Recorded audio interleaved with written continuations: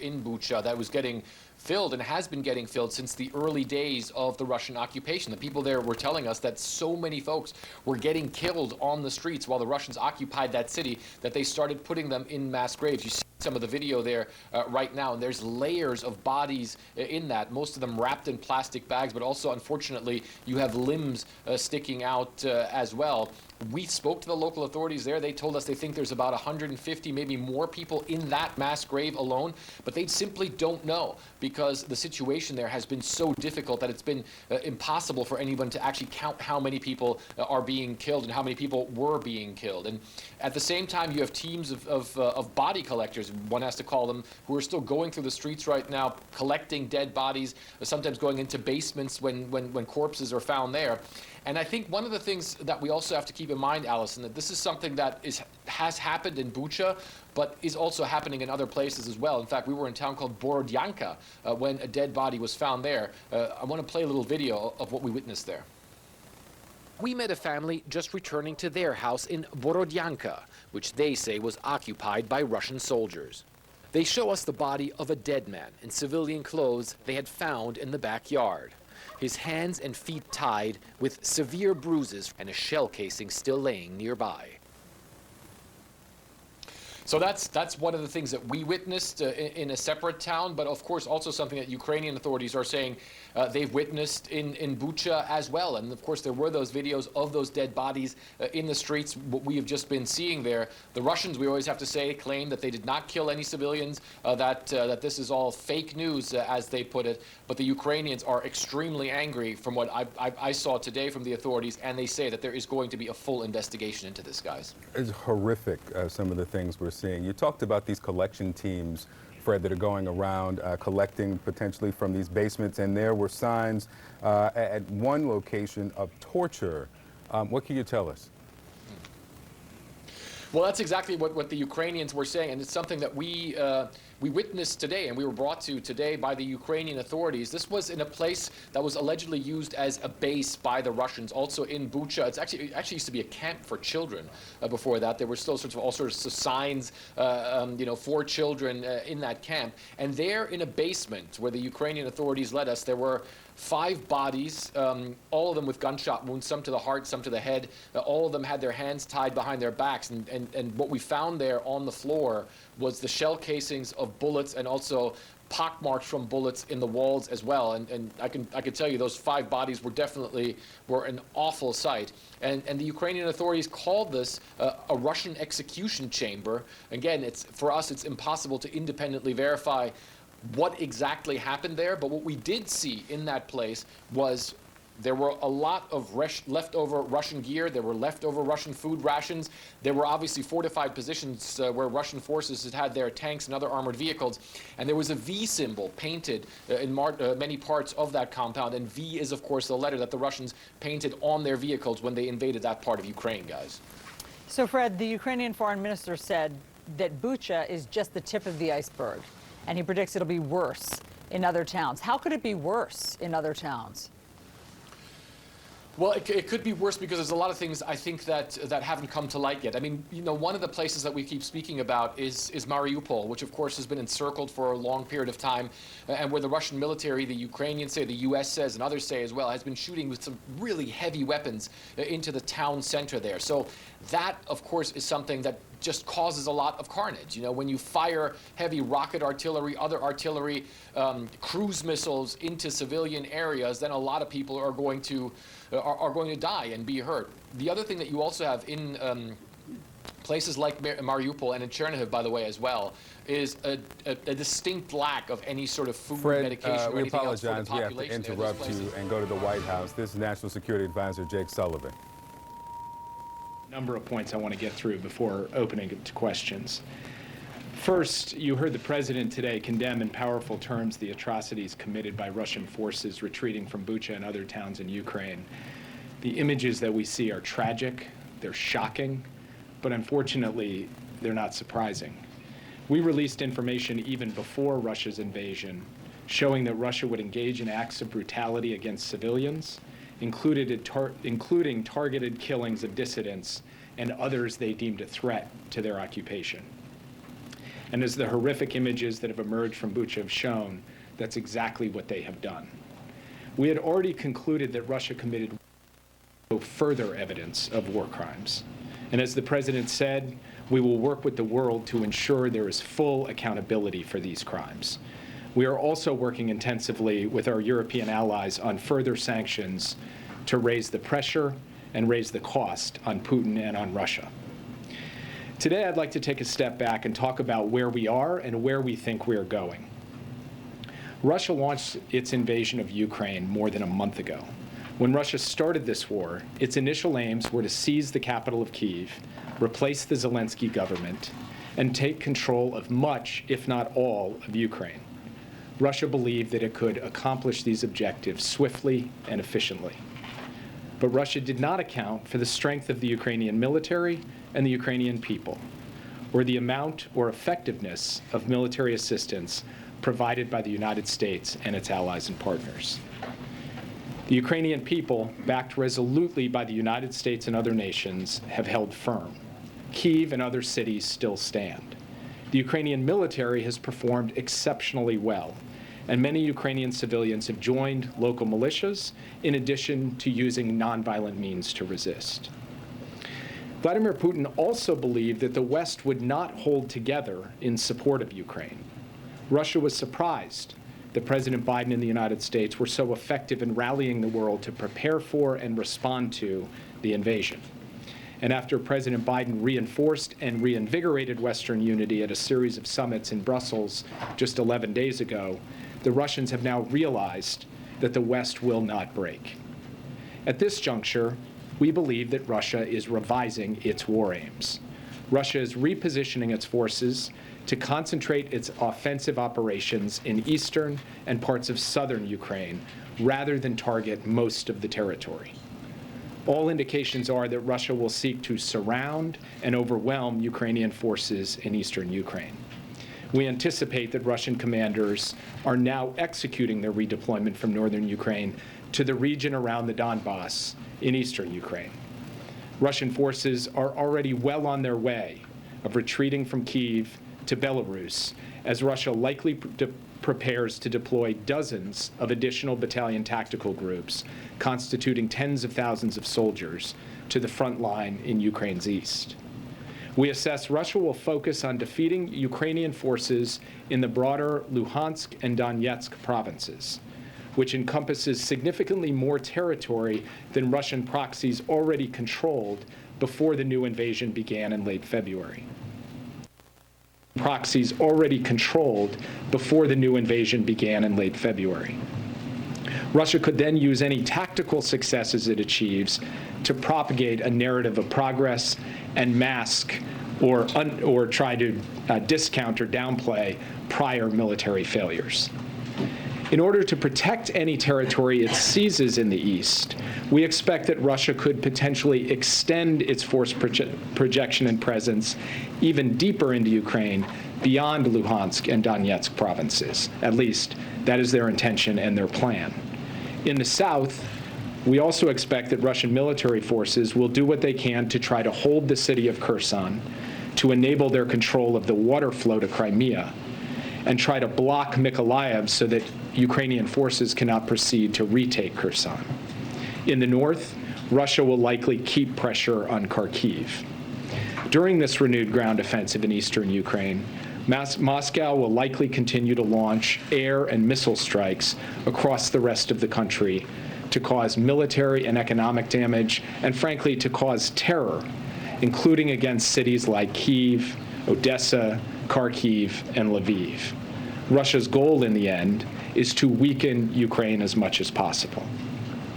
Russia still has forces available to outnumber Ukraine's, and Russia is now concentrating its military power on fewer lines of attack. But this does not mean that Russia will succeed in the east. So far, Russia's military has struggled to achieve its war aims, while Ukraine's military has done an extraordinary and courageous job demonstrating its will to fight and putting its considerable capabilities to use. The next stage of this conflict may very well be protracted. We should be under no illusions that Russia will adjust its tactics which have included and will likely continue to include wanton and brazen attacks on civilian targets. And while Moscow may be interested now in using military pressure to find a political settlement, if this offensive in the east proves to gain some traction, Russia could regenerate forces for additional goals, including trying to gain control of yet more territory within Ukraine.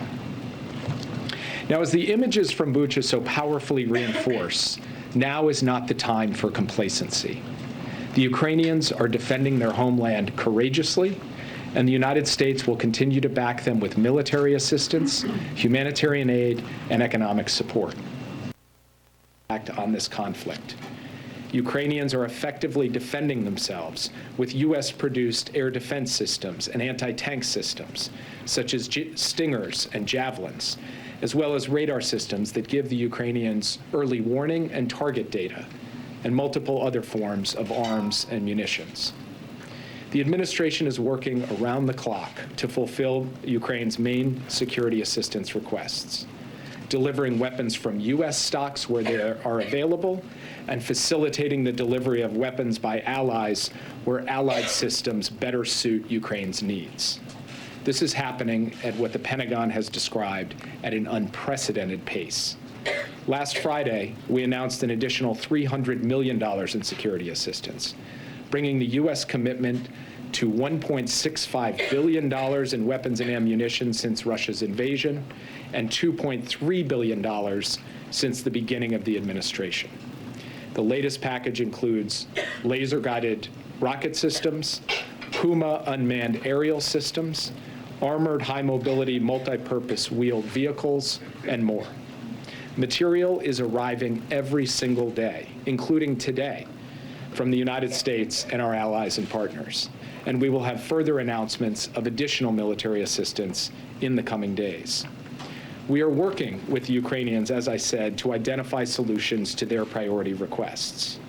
In some cases, that means sourcing systems from other countries because the U.S. either doesn't have the system or doesn't have a version that could effectively be integrated into the fight. Sorts of systems like this include longer-range anti-aircraft systems, artillery systems, and coastal defense systems. So let's take coastal defense systems as an example. President Biden went to Brussels to talk to key allies 11 days ago about how to get coastal defense systems to Ukraine, because there is not, at the moment, a good U.S. option. Last week, the UK announced at the close of its donor conference that coastal defense systems would be provided to the Ukrainians.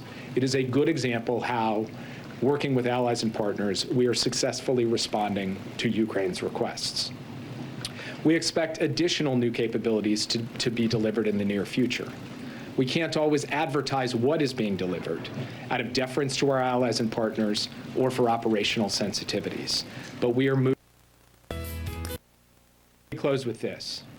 Even as Russia acknowledges the failure of its initial plans and shifts its goals, three elements of this war remain constant.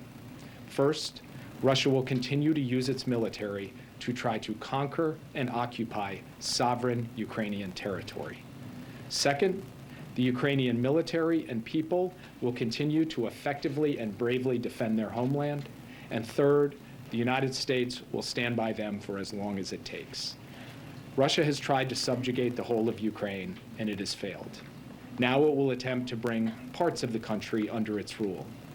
It may succeed in taking some territory through sheer force and brutality. But no matter what happens over the coming weeks, it is clear that Russia will never be welcomed by the Ukrainian people. Instead, its gains will be temporary as the brave Ukrainian people resist Russian occupation and carry on their fight for an independent, sovereign nation that they so richly deserve. And with that, I'd be happy to take your questions. Yeah. Okay, can I ask you about the president's call for a war crimes trial for Vladimir Putin? What are the mechanics of how the president sees that playing out? Would it be at the International Criminal Court or in some other tribunal? So we have to consult with our allies and partners on what makes most sense as a mechanism moving forward. Obviously, the ICC is one venue where war crimes have been tried in the past, but there have been other examples in other conflicts of other mechanisms being set up. So there's work to be done to work out the specifics of that. And between now and then, every day, what we are focused on is continuing to apply pressure to the Russian economy and provide weapons to the Ukrainian people to be able to defend themselves. Sorry, forgive me. Other forums for this might include something that the UN Security Council might adopt. Is that what you're suggesting, that you would go to the Security Council? Well, obviously, with Russia as a permanent member of the UN Security Council, it would be difficult to imagine that they would not attempt to exercise their veto to block something. But there have been creative solutions to the question of accountability in the past, and I'm not going to prejudge what solution would be applied here or what forum or venue would be applied here. What I will say is what the President said this morning. There has to be accountability for these war crimes. That accountability has to be felt at every level of the Russian system, and the United States will work with the international community to ensure that accountability is applied at the appropriate time. Yes. The President Ukrainians believe that it is because their nation, their people are being attacked. Where is the line in your view, and how have you counseled the President between genocide and war crimes? So this is something we, of course, continue to monitor every day. Based on what we have seen so far, we have seen atrocities, we have seen war crimes, we have not yet seen a level of systematic deprivation of life of the Ukrainian people to rise to the level of genocide. But again, that's something we will continue to monitor. There is not a mechanical formula for this. There is a process that we have run just recently at the State Department to ultimately determine that the mass killing of Rohingya in Burma constituted genocide. That was a lengthy process based on an amassing of evidence over a considerable period of time involving, frankly, mass death, the mass incarceration of a significant portion of the Rohingya population. And we will look to a series of indicators along those lines to ultimately make a determination in Ukraine. But as the President said today, we have not arrived at that conclusion yet. Yes. Thanks. I just have 3 quick questions. When you say the next stage will be protracted, do you mean years? I mean, Russia has been in Crimea and Donbass since 2014. What's protracted? So we can't predict, but I would just say that so far this conflict has lasted a little more than 5 weeks. And yet, in that time, we've seen an enormous amount of killing and death, and also an enormous amount of bravery and success on the part of the Ukrainian forces. What I'm saying when I say protracted is that it may not be just a matter of a few more weeks before all is said and done. That first, quote-unquote, phase of the conflict, of the Russians put it, was measured in weeks. This next phase could be measured in months or longer. In the beginning, the consensus seemed to be Russia was unstoppable. We just had to make the price as high as possible for them. Then new thinking is maybe Ukraine can actually win. Do you agree with that, and what would winning look like? So we believe that our job is to support the Ukrainians. They will set the military objectives. They will set the objectives at the bargaining table. And I'm quite certain they are going to set those objectives at success, and we are going to give them every tool we can to help them achieve that success. But we are not going to define the outcome of this for the Ukrainians. That is up for them to define and us to support them in. That's what we're going to do, and we do have confidence in the bravery, skill, and capacity of the Ukrainian armed forces and the resilience of the Ukrainian people. One quick thing on chemical weapons. The President and other allies have promised consequences without saying what they would be. Last time Russia used chemical weapons, there were sanctions, but not very stiff ones. Are you ready to define consequences? So I'm going to say the same thing I've said from this podium that the President has said from a podium down the hall in this same building, which is that Russia will pay a severe price. We have communicated to them directly. We have coordinated with our allies and partners, and I'm not going to go further in terms of the specifics here today. The administration initially did not call this war crimes, and eventually that they did after what they saw on the ground. Do you think that's going to be the case with calling it a genocide? Well, so first, it's not. That's going to be the case with calling it a genocide. Well, so first, it's not just that we sit around and debate terms and then ultimately decide to apply a term based against static circumstances. We watch as things unfold. We gather evidence. We continue to develop facts. And as we gathered evidence and as we got the facts together, we ultimately came to the conclusion that war crimes were committed. And in fact, I would say on this front, President Biden was a leader. He went out and said, Putin is a war criminal. And many of you raised your eyebrows at that. Many people out in the public raised their eyebrows at that. And now you see the scenes coming out of Bucha today. And so he's not going to hesitate to call a spade, to call it like he sees it, and neither is the U.S. government.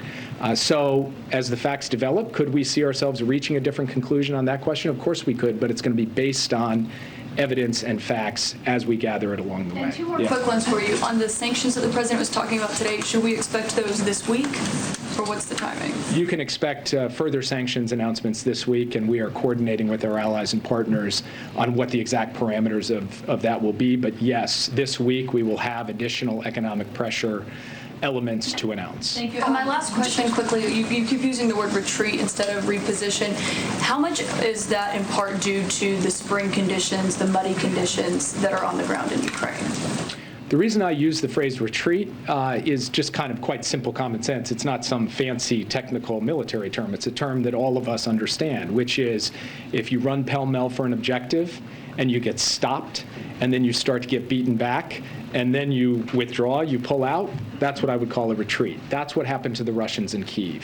They attacked Kyiv, they failed, they started to get beaten backwards by the Ukrainian military, and they ultimately retreated back across the border into Belarus. Now, with those forces, as I said in my opening comments, they are not intending to stand pat. They are going to reposition those forces to go after a different objective, a scaled-down objective, but nonetheless a dangerous and disturbing objective, which is to conquer and occupy territory in eastern Ukraine. And now it's our job to help the Ukrainian people have the tools they need to be able to stymie that objective. That is what we're intent on doing at this time. I know you're not willing to call it a genocide, but does the U.S. government have information that you can that you can use to independently corroborate Ukraine's allegations about atrocities in Bucha?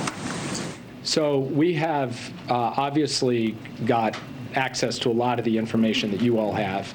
We also have information that the Ukrainians have provided us directly, and we will also work with fact finders, independent fact finders as we go forward to get to a level of documentation that allows us to help build very strong dossiers of evidence for war crimes prosecutions. And obviously we will continue on a daily basis to have consultations with the Ukrainians to reach determinations. And if at some point we reach the judgment that there in fact has been a level of atrocity, a level of killing, a level of intentional activity that rises to meet our definition of genocide, we'll call it for what it is. We have never hesitated to call out the Russians for what they have done in Ukraine, and we will not start now. Sorry, one quick question on France, Jake. They've suggested that a hefty EU-wide tariff should be imposed as opposed to a blanket ban on Russian energy imports into the EU. Does the U.S. support that, and will that be part of what you're planning to do next in terms of sanctions? We are having conversations as I stand here at this podium with senior officials in the main European capitals as well as in Brussels on the full range of sanctions options, including sanctions options or pressure options that relate to energy. I'm not going to negotiate that out at this podium. We want to make sure that we're able to pull together a consensus along with the rest of the European Union. The Kremlin is denying the images out of Bucha, saying that they don't show any kind of apparent execution. What is the U.S. doing to try and expose Russia's actions to its own citizens? I mean, what can we do to sort of fight this information war?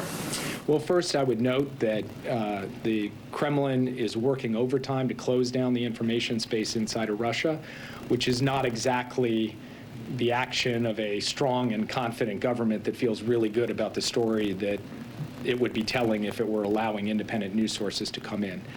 Second, we are, of course, supporting through a variety of means the provision of information about these atrocities and about the entire effort by the Russians to unjustly and unlawfully invade a sovereign neighboring country, not just to the Russian people, but to people everywhere. We will continue to do that. And just to be clear, is it your sense that the atrocities that we're seeing in Bucha are based on orders coming from Putin or his senior military officials, or is there a chance here that this is sort of Russian forces acting on their own, and is there even a distinction? I don't want to get into the specific intelligence related to Bucha at this point, but what I will say, as I said at the outset, is even before the invasion happened, we shared information with the public, with the press, including from this podium, that Russia was intending, as a matter of policy, not as a matter of one guy in a unit in a suburb of Kyiv, but as a matter of policy in this war, to kill dissidents, to kill those who caused problems for the occupation, and to impose a reign of terror across occupied territories within Ukraine. That is what we are seeing play out. So no, we do not believe that this is just a random accident or the rogue act of a particular individual. We believe that this was part of the plan. We declared it from this podium as part of the plan, and now we are seeing it play out in real life in living color in these terrible, tragic images we are seeing come from Bucha. Yeah. Thanks. So I know you don't want to talk about possible venues for a war crimes trial, but can you talk a little bit about the evidence gathering aspect of it? That's going to be crucial to combating disinformation and what Russians will say. You know, Ukrainian rebels are fighting us. That was legitimate warfare. What happened? That could be a tactic they're taking. So can you walk us through the evidence gathering, who's doing it, other people on the ground gathering evidence? How long does that take to sort of build a case, and what does that look like? So I will directly answer your question, but I also think it is important for our team at the State Department, which will take the lead on this, including our Global War Crimes Coordinator, to give you a fully elaborate answer to this question in technical detail so that everybody understands exactly how this process works. But with that being said, there are 4 main sources of information that we will develop in an effort to help build the case for war crimes. The first is the information we and our allies and partners gather, including through intelligence sources. And we actually, within our intelligence community, had previously stood up a team to be able to document and analyze war crimes and work closely with the State Department in doing so. And we're also coordinating with key allies and partners who have their own capacities. The second is what the Ukrainians themselves will do on the ground to develop this case, to document the forensics of these tragic and senseless killings in this particular instance and in other instances across Ukraine. The third is international organizations, including the United Nations, but others as well, prominent international non-governmental organizations with real credibility and expertise in this area. And then the fourth is all of you, because part of building this case is relying upon the global independent media who has images, interviews, documentation, and when you put all of those 4 sources together, you can build, we believe, a package that can stand up to the relentless disinformation we are likely to see and have already started seeing from Russia, and that ultimately the truth will withstand the assault on the truth that we can expect to come from Moscow. He's having Save America rallies where he's decrying the Biden administration, decrying the response that you all in the White House have been given to this war in Ukraine. He said if he was in here in office, he would do it better. It wouldn't happen under him. What is your response to the former president, Donald J. Trump, saying these things about the current administration? I don't have a response to the former president. We are focused on getting the job done, getting the support to the Ukrainian people that they need, applying unprecedented pressure to the Russian economy, and building a form of Western unity that no one could reasonably have expected and that we have sustained through the early weeks of the war and will sustain for the period ahead. And I'll leave the commentary on what the former president said to others. Do you think you're doing enough? Thank you very much. Thanks, Jake. To follow up on what you said about Ukraine setting terms for any potential resolution, President Zelenskyy said on Face the Nation that with regard to any potential peace agreement, the important thing in this agreement are security guarantees, but he also said the U.S. has not provided any yet. Is the U.S. considering that, and what would that look like? So we are in regular contact, and by regular I mean near daily contact. I personally am in near daily contact with my counterpart in the Ukrainian government, and we are talking constantly about how we can support a negotiated solution that defends Ukraine's sovereignty and territorial integrity. And we have told them that we are prepared to do our part to support that, including by ensuring that Ukraine has the means to defend itself in the future. I'm not going to get into the specifics of what those negotiations are, because I believe it's very important that they have a protected space to be able to be carried out.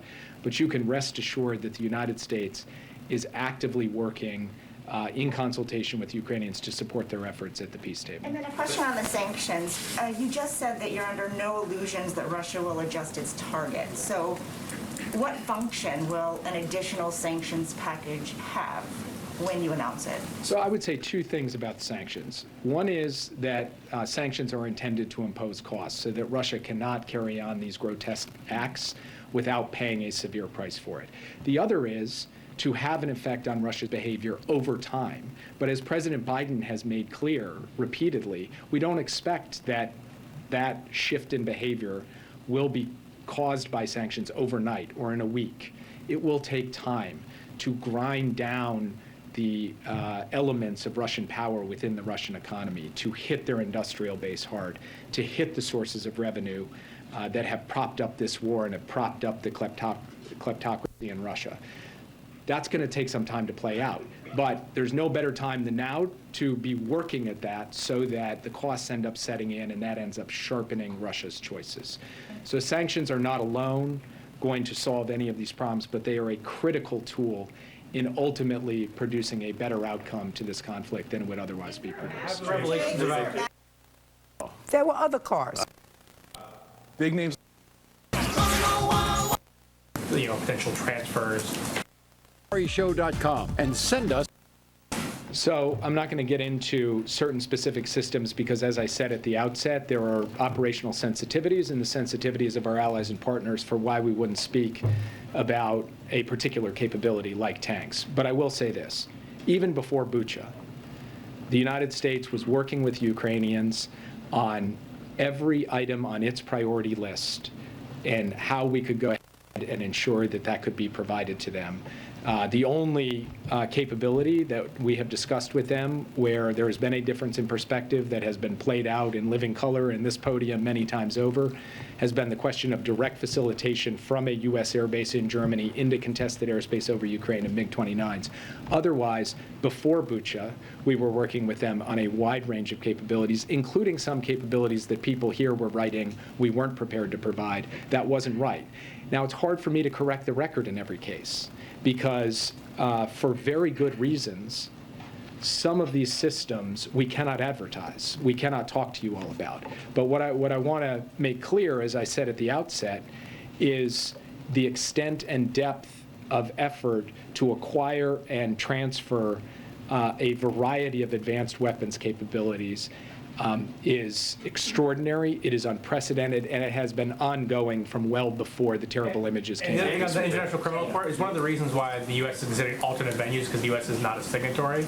And does that undercut the U.S. push to hold Putin accountable with a war crimes trial of some kind when the U.S. is not a signatory to the International Criminal Court? The U.S. has in the past been able to collaborate with the International Criminal Court in other contexts, but despite not being a signatory. But there's a variety of reasons one might consider alternative venues as well beyond the specific relationship between the U.S. and the ICC. Most importantly, this is not a decision the United States is going to make by itself. We're not going to make the call out of Washington for the appropriate venue for accountability. That is going to be done in consultation with allies and with partners around the world, and I don't want to prejudge those conversations. They're ongoing. And what I can communicate is the very real, sustained, and committed proposition that the United States has that we are going to ensure that there is accountability. Yeah, I'll just take one more. Yeah. The U.S. had rejected Poland's plan for a peacekeeping force to protect civilians. Is that something that's being reconsidered given what we've seen of these atrocities? And is there any talk among the allies to do some sort of force to help protect the civilian population? So I don't quite accept the premise of the question. There have been various peacekeeping proposals floated. None of them have ever been given full shape or been kind of formally put forward and suggested should actually be implemented. And so we continue to consult with our allies and partners, including Poland, on what makes sense going forward. We have not yet seen a proposal that actually has been fleshed out that could be operationalized. The one thing that the United States has made clear throughout this is that it is not our intention to send U.S. soldiers to fight Russian soldiers in Ukraine, but in terms of the supply of capabilities, in terms of other steps to support the Ukrainians and to do our best to protect civilians in Ukraine, we continue to look at every possible option, including in consultation with our partners on that. And I'll leave it there. Thank you, Jake, so much for joining us. Thank you. Come again, please. He will, I'm sure. He's probably our most frequent guest. I don't know if you get I owe him something for that. Okay, a couple of items for all of you at the top. Today, Vice President Harris and administration officials announced the Biden-Harris Action Plan for building better school infrastructure. By leveraging funds from the Bipartisan Infrastructure Law and the American Rescue Plan, this action plan will activate the entire federal government to support students' health and learning, from upgraded HVAC systems to electric school buses, from on-site solar energy installations to safe routes to school. Also wanted to note, in light of the President's event on trucking, a couple of details or facts for all of you. 2021 was the best year for trucking growth, jobs growth since 1994, and December 2021 through February of 2022 was the best 3-month stretch for long-distance truck hiring since the 1990s. Thanks to the efforts of the Department of Transportation, we doubled the issuance of commercial driver's license issuances in January and February 2022 compared to the prior January and February of 2021. And over 100 employers, including Domino's, Frito-Lay, and UPS, launched registered apprenticeship programs in the past 90 days. This could result in more than 10,000 additional apprenticeships nationwide, which of course get more people, more truckers trained, more trucks on the road, more goods moving around and onto shelves across the country. Also wanted to note, I think you all saw this, but just to confirm for all of you, tomorrow the President and Vice President will be joined by former President Obama to highlight how the Affordable Care Act continues to lower health care costs for American families. This will be the first time former President Obama returns to the White House since leaving office. Since we've taken office, since we've entered since President participant in that process. And then my second follow is a senior administration official said that about 2/3 of the Russian troops around Kyiv were repositioning. You mentioned that about them potentially refitting and going back into Ukraine. Is there anything that could be done to prevent these forces from re-entering Ukraine? If you're asking, is the United States going to get militarily involved in the fighting in Ukraine, the President has been clear that's not going to happen. But we are going to provide every advantage we can to the Ukrainian military to defend their territory, their sovereignty, their citizens, their towns and villages. So that support will go on. Now, what operations the Ukrainians will undertake inside their borders to defend themselves, that's up for them to speak to, not for the United States court. Two quick ones. So to Jennifer's questions, it's not that the U.S. doesn't have some of these things to provide the U.S. military, that is, but has the U.S. hit like a threshold in some of these specific capabilities like javelins and stingers that if the military keeps giving some from their stocks, it degrades U.S. military readiness? And that's why this next group is going directly from the defense industry? Yeah, no, it's that we're applying USIA is just another tool in the toolbox. It doesn't connote some sort of shortage that affects U.S. readiness at this stage. And then one more. Today, the State Department announced that the U.S. was selling some F-16 Cs and Ds to Bulgaria, and I'm wondering if that is one of these. We've heard a lot about backfilling so that some countries could send MiGs to Ukraine. Is that this kind of a deal? I would not refer to it in that capacity. So you're not aware that Bulgaria is going to send MiGs so that in the U.S. I'm not going to speak for another nation, and I certainly would leave it to the State Department to talk about foreign military sales, but I would not draw any conclusions from that announcement to some sort of backfill requirement. That would be a misreading of what's happening. So it was also the question I wanted to ask you. But I already answered.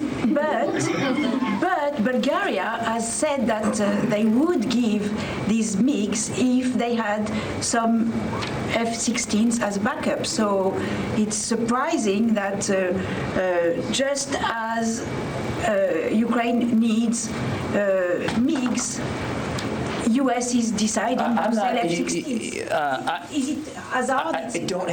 I don't have anything more to add on this than what I did with Courtney. I'm just going to leave it at that, and I'm not going to speak for another nation and what another nation is willing or able to do in terms of supporting Ukraine. That's up to them to speak to. Barbara. Both you and Jake Sullivan were very specific this afternoon that U.S. troops would not be going into Ukraine to fight Russian soldiers. So I just want to close the loop on that. Not going in to fight Russian soldiers, but is the door open for U.S. troops to go into Ukraine in a non-combat role to assist with We are continuing to monitor. Pentagon spokesman John Kirby here again saying that he's making sure, as is the Pentagon, would be part of the steps to address each area where we see new missions to U.S. troops in Ukraine in a non-combat. There are no plans to put U.S. troops in Ukraine at this time. There are no discussions or conversations or plans or speculations about using U.S. troops in terms of documentation of war crimes in Ukraine. It is still a hot war going on, Barbara. And the president has been very clear, U.S. troops will not be fighting in Ukraine. There's been no change to that. And your question was speculative because you used the word if. There's no discussion about U.S. troops being involved in the physical documentation or collection of evidence. David. Follow up on that really quickly, just because you definitely say boots on the ground are not going to happen, but you know the previous administration used chemical weapons against its citizens, launched tomahawks, not from inside Ukraine. There were no boots on the ground, so to speak. They launched tomahawks in on sites that had chemical weapons to prevent Syria from using them against their citizens. Is there any sort of plan in place to kind of prevent war crimes in that sense without U.S. boots going, on the ground? The United States is not going to be fighting in Ukraine. President Biden was very clear about that. What we are going to do is help Ukraine defend itself. And Ukraine and Ukrainian armed forces are defending themselves. David. Could you go over the reinforcements that you know of that are headed for the east? I can't remember what's on background and what's on the record, but I think it's been said that 1,000 members from the Wagner Group had been sent to the Donbass. I think it's been said that Russia was preparing to send units from Georgia. And then, of course, there are all the ones in Belarus.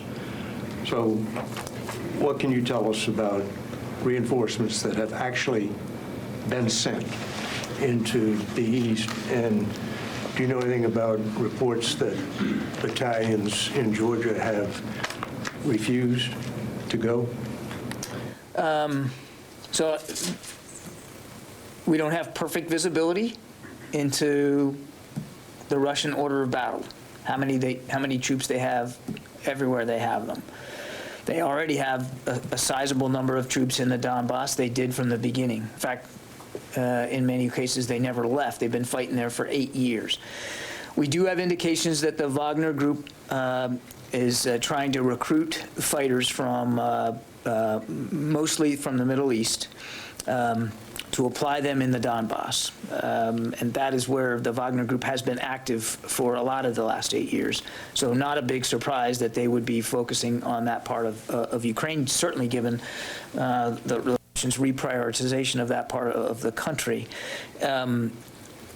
We have also seen indications that the Russian Ministry of Defense is looking for other ways to reinforce their manpower, bringing troops in from other places outside of Ukraine, and in fact from outside Russia. But I don't have specific information that would that speaks to a certain number or a certain timeline or even a location. Just as in my answer to Alida, again, we don't have perfect thinking into Russian plans here. It's very clear to us, though, that they do want to prioritize the Donbass. So logically, it makes sense that if they're going to reinforce, that's probably the place they're going to reinforce the most. But David, we just aren't there yet to see anything real demonstrable when it comes to reinforcement. That said, again, what we have seen is more strikes in the Donbass, more offensive maneuvers by the Russians in the Donbass. Again, the effort of putting private military contractors more there. I mean, they are clearly prioritizing it, and we'll just have to see as this unveils. And I think I missed another question. The evidence that units in Georgia. Hi there, everyone. It's just a few minutes after 4 o'clock in the East. We've been listening together to Pentagon Press Secretary John Kirby with the U.S. military's latest assessment of where things stand. Tetiana Volodymyrivna weeps beside her husband's shallow grave. She says he was taken from their home and weeks later found in a basement, tortured, mutilated, shot in the head. Ukraine's defense ministry released this video of another basement in Bucha. A CNN team visited the site and saw 5 dead men. Their hands were tied. Most were shot in the head and legs. President Zelenskyy came to Bucha and walked its streets, saying, "It's very difficult to negotiate with Russia when you see what they have done here." Ukraine says it will investigate Russia's war crimes. The European Union says it will help. No need, says Russia, because all of this has been staged. A resident says this equally sincere message was scribbled with lipstick in a Bucha home by a Russian soldier. Thanks for the warm welcome, it says. Sorry about the mess. Russia's mess. The extraordinary suffering, death and trauma inflicted during just a few weeks of occupation is only starting to be understood. For those who lived through it, it's unlikely to ever be forgiven. Now, Jake, Russia isn't just denying this, calling it fake and staged. A Russian prosecutor is even threatening to investigate anyone who dares suggest that Russian forces were responsible for all of that. The Western view is very clearly no one else could have been responsible for this atrocity because no one else was there. But the concern by Ukraine and other governments as well is that what we're seeing in Bucha is just a tiny window into what may have been happening across other areas that have been occupied by Russia since the very beginning of this invasion. The South, we still don't know so much about the South. Phil Black, thank you so much for that very important reporting. Let's go to the East now, to CNN Chief International Anchor Christiane Amanpour, who's live in Kharkiv for us. It's about 40 miles from the Russian border. And Christiane, the Ukrainian Defense Ministry warned today that Russian forces are preparing to try and seize Kharkiv. Indeed, and that's why we're in a total blackout situation outside. 8 p.m. curfew as per usual. They don't want any lights going out. It's like a ghost town, this city, not just at night but during the day as well, because they are really afraid. They thwarted the first attempt by Russian forces to take this town. This was at the end of February, and now they hear that the forces of Russia may be regrouping to try to do it again. And as you know, we're not far from eastern Ukraine, which is the Donbass area, which Russia has announced is going to be its next focus. So there's a lot of fear and trepidation here in Kharkiv, and we've spent the day, the last 24 hours, giving you a sense of life in this second largest city. Here in Kharkiv, former Ukrainian capital, second biggest city, and one of the most important cultural sites, the great 19th century poet Taras Shevchenko is hunkering down for the rest of this war. Workers cover him in sandbags against the kind of destruction that's pounded this city center since the start. The most spectacular strike was this one a month ago. A Russian missile slams low and hard straight into the corner of the regional administration building. The missile struck right here, and the idea of hitting a building like this is to deny the legitimacy of the state. But the terror against civilians continues, playground by playground, mall by mall, park bench by park bench. Which is what we find in this residential neighborhood. People were sitting outside chatting on a Sunday afternoon. Kids were playing. We find the telltale pattern of a mortar that landed right here. Authorities say 7 people were killed in this neighborhood, many more were injured. Kharkiv sits 40 miles from the Russian border. It is the last major city before Donbass, where Russia is directing its war effort to the east. Just last week, the nearby village of Mala Rohan was liberated from the Russians. This civilian says he was captured and held. Вот. Меня взяли в плен, то есть повели к офицеру на допрос, то есть допрос, ну, офицер там сказал, что ты укроп, ты диверсант, то есть я говорю, я гражданский, вот возьмите меня, ну, документы, прописка, то есть я здесь живу, я приехал просто попросить, ребята, не стреляйте по домам. When dusk falls, children are outside playing and getting the last bit of fresh air before descending underground into one of the capital's many subway stations. After 40 days of war, they have turned their temporary homes into a neighborhood. Some have even decorated with fresh flowers. Zina says she's been living down here since the beginning. Oh, this is my house. Yeah. This used to be my house. Now we cannot live here, obviously, because it has been bombed 3 times in a row. But this is a safe space for you? Yes, absolutely. And for the kids? Yes, absolutely. Kids do what kids do, homework and handicrafts. Even this is organized. Marina works for an organization that plans ways to keep the children busy, entertained, and their minds off the trauma. Here we equipped the playing grounds, the space for kids, where they can play with toys, with constructors, made puzzles, and do the things they did in their usual life before the war. But the trauma is never far away, as we found in this underground station, where civil defense are teaching kids how to protect themselves, how to recognize weapons and ordnance, and to remember never to touch. The adults are shown how to protect themselves in case of a chemical weapons attack. Even this maternity hospital was damaged in a mortar strike. Now the basement has been turned into a shelter and delivery room, if necessary. Birth, life continues. We met Alina 30 minutes after she had delivered baby Yaroslava. How are you feeling? Well, she is well too. My first daughter. Your first daughter? Yeah. Your first child? Yeah. As we're leaving, she tells us, I love my country, I love my daughter, my family, my husband. And in the delirium of new motherhood, she says, everything will be great for us. Of course, everything is not great right now, but the spirit really is tremendous. All day we have heard, and of course this persists, artillery duels between the Ukrainian forces and the Russians, and it is just really, they're hanging on, and they're quite worried by what the Ministry of Defense has said, even though they did thwart the last attempt of Russians to take this town. Jake? All right, Christiana Amanpour live in Kharkiv for us. Thank you so much. Joining us now to discuss is Dmytro Pilotsykovets. He's an advisor to the mayor of Kyiv. Dmytro, you toured Bucha yesterday, ravaged Bucha. Tell us what you saw. Tell us your reaction to seeing these brutalities up close. It was amazing. I have never seen such many civilians, killed civilians, like in Bucha yesterday.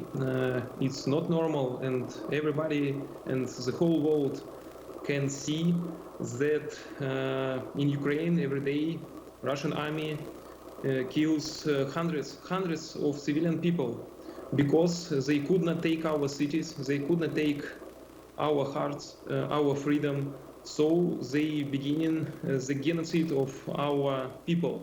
And our people, not I mean nation, only Ukrainians, no. In our country we have hundreds of nations. Everybody now fighting for the freedom of Ukraine. Everybody from, if you are Orthodox, Catholic, Islamic, Jewish, we have everybody of such people, and they are fighting for independence of Ukraine. Russian president cannot imagine an independent Ukraine because he thinks that the biggest problem in 20th century was the destroying and collapse of USSR. He wants to restore Soviet Union to zero.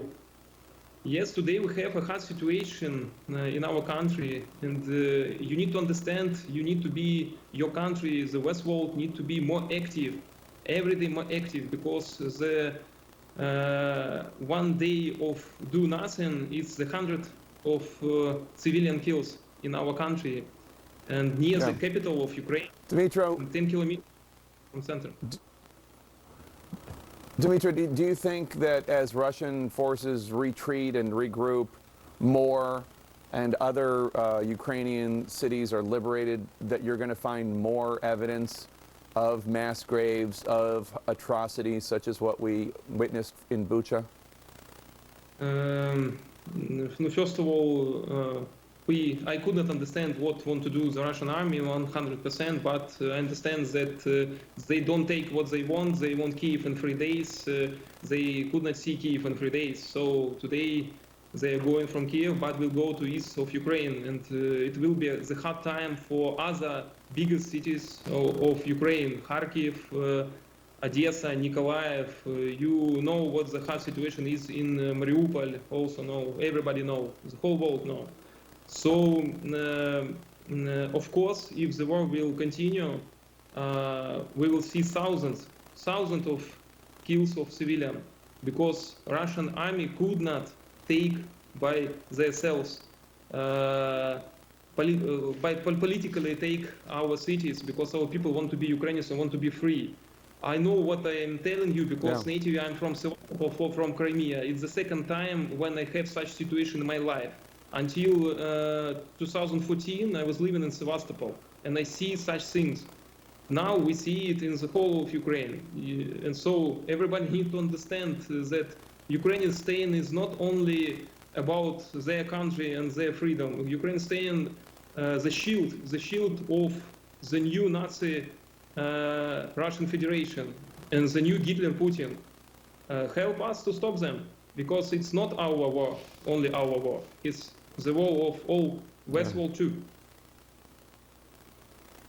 Dmytro Bilotsevich, thank you so much for your time. We really appreciate it. Please stay safe. Coming up next, we're going to go live to southern Ukraine, where a CNN team could literally feel the power of an artillery strike. Plus, in the U.S., a Colorado steel mill that's owner has Kremlin connections. A CNN investigation is uncovering the company's Russian ties. Stay with us.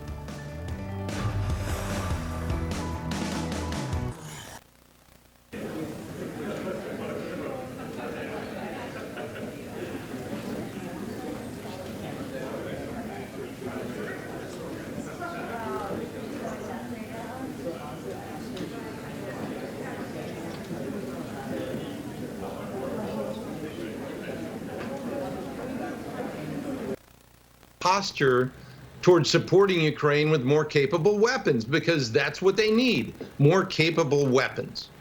General, do you think we're in it to win it, though? I mean, this is something that General Jack Keane has raised with us, that he wonders oftentimes whether the administration might be more concerned with inciting Vladimir Putin's wrath if he loses than just living with a maybe more responsibly acting Vladimir Putin if he wins. The administration says that is not the case, but what do you make of that?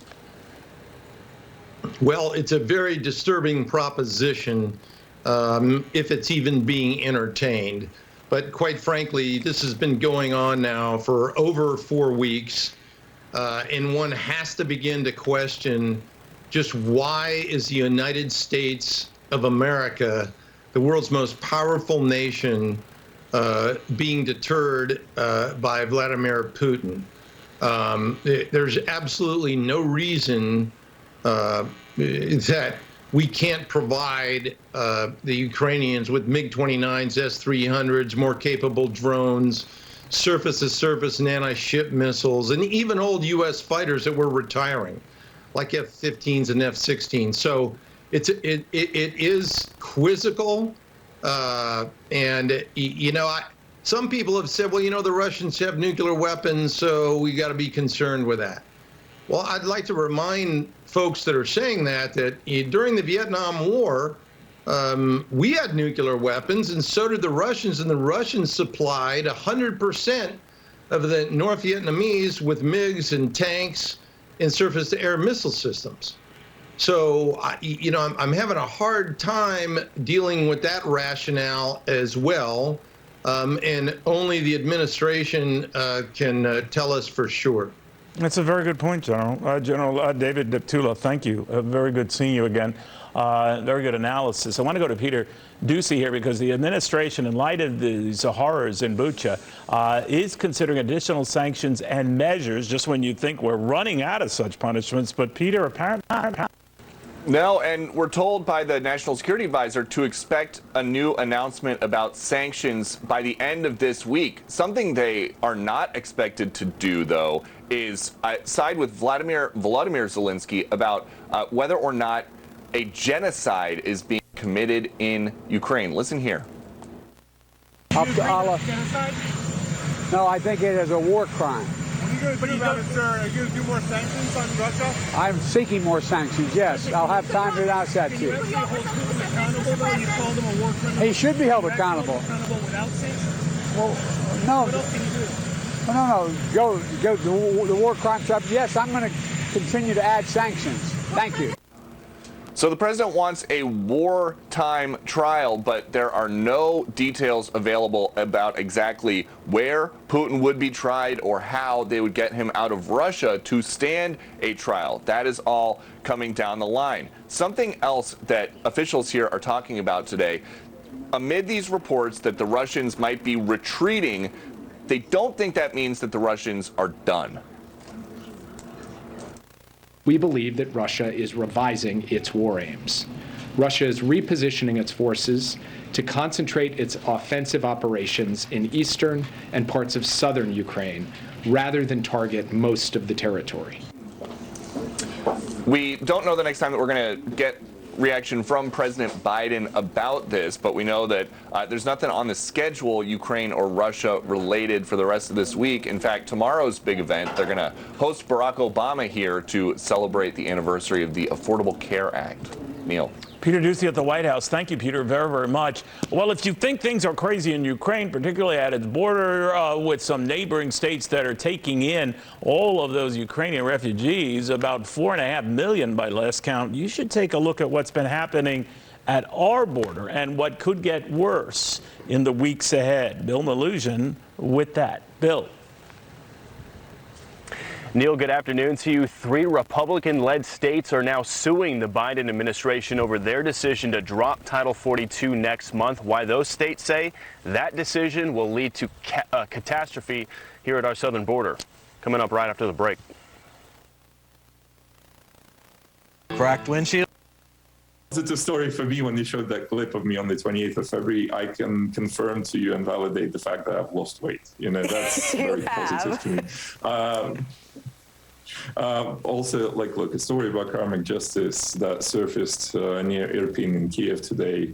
You know, Russia's been looting every single town that they kind of conquered. And, you know, well, there was this Ukrainian soldier today. He's come across some bodies of Russian soldiers, and he wanted to take out, you know, Kevlar out of the bulletproof vest of a Russian soldier to kind of, because, you know, we were in short supply. So, you know, if there's a good bullet vest, why lay it to waste? So he pulls out that armor plate from the dead Russian's bulletproof vest, and it turns out that he swapped his armor plate, this Russian, for a stolen MacBook Air that he placed in his bullet vest to take back to Russia. And guess where he was hit? By a bullet.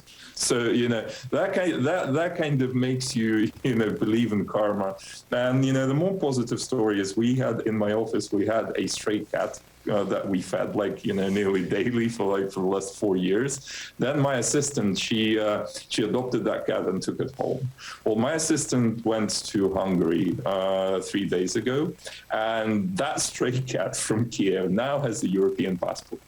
She doesn't, but the cat does. So, you know, just imagine that life journey, you know, from being a stray cat in southern Kiev to actually becoming, you know, a European Union citizen. And I sincerely hope that, you know, my entire country can follow suit and, you know, become, you know, a part of that European family.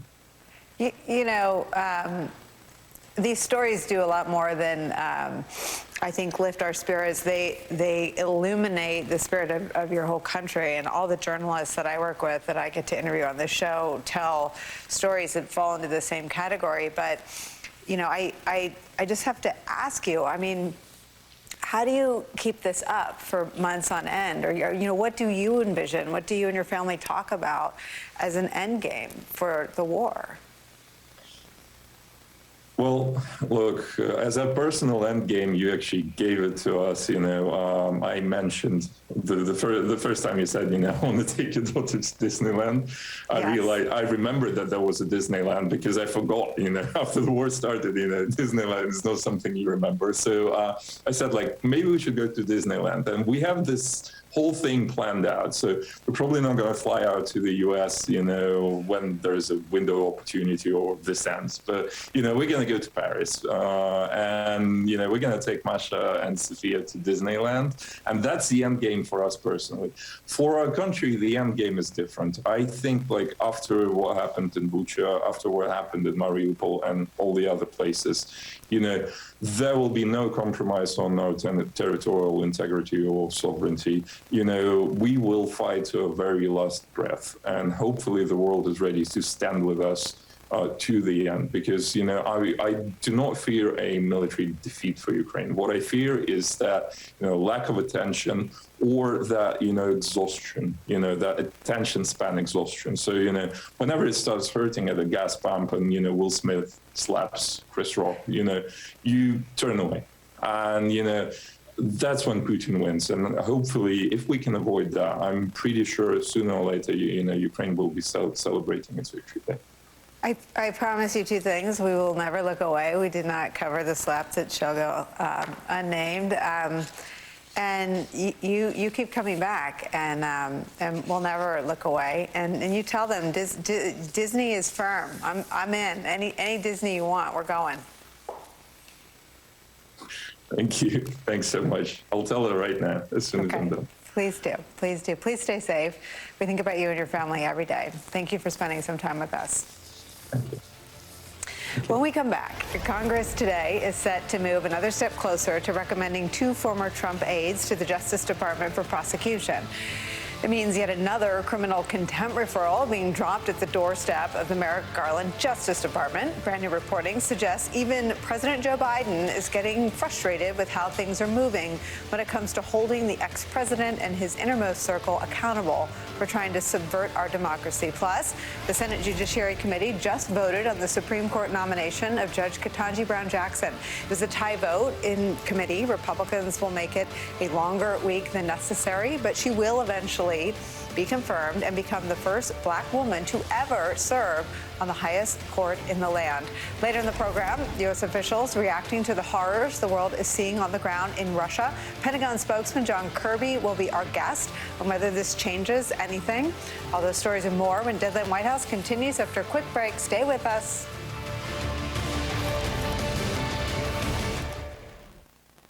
Wayfair has... For juries, the verdicts will not be announced until... And I'd love to add an S just for... Call 800-30... I assume you're over there giggling because you were never behind. Absolutely. Not! Thank you very much for watching. Until next time here on... Chair Durbin, the votes are 11 yeas, 11 nays. The committee has recorded a tie vote on Ms. Freeman's nomination to be U.S. Circuit Judge for the Third Circuit pursuant to Section 3 of subsection 1A of the Senate Resolution 27 of the 117th Congress. I'll transmit to the Secretary of the Senate a notice of the tie vote. Next, we vote on the nomination of Robert Huey to the U.S. District Court for the Southern District of California. Does anyone seek recognition? If not, the clerk will call the roll. Mr. Leahy. Aye. Mrs. Feinstein. Aye. Mr. Whitehouse. Aye. Ms. Klobuchar. Mr. Coons. Aye. Mr. Blumenthal. Aye. Ms. Hirono. Aye. Mr. Booker. Aye. Mr. Padilla. Aye. Mr. Ossoff. Aye. Mr. Grassley. No. Mr. Graham. Yes. Mr. Cornyn. No. Mr. Lee. No. Mr. Cruz. No. Mr. Sass. No. Mr. Hawley. No. Mr. Cotton. Mr. Kennedy. No. Mr. Tillis. No. Mrs. Blackburn. No. Chair Durbin. Aye. Chair Durbin, the votes are 12 yeas, 10 nays, 1 pass. The nomination. I'm sorry, 11 yeas, 10 nays, and 1 pass. 11, 10, and 1 pass, you say? Yes. The nomination will be favorably reported to the floor. We will now vote on Evelyn Padine, nominated to the District of New Jersey. Does anyone seek recognition?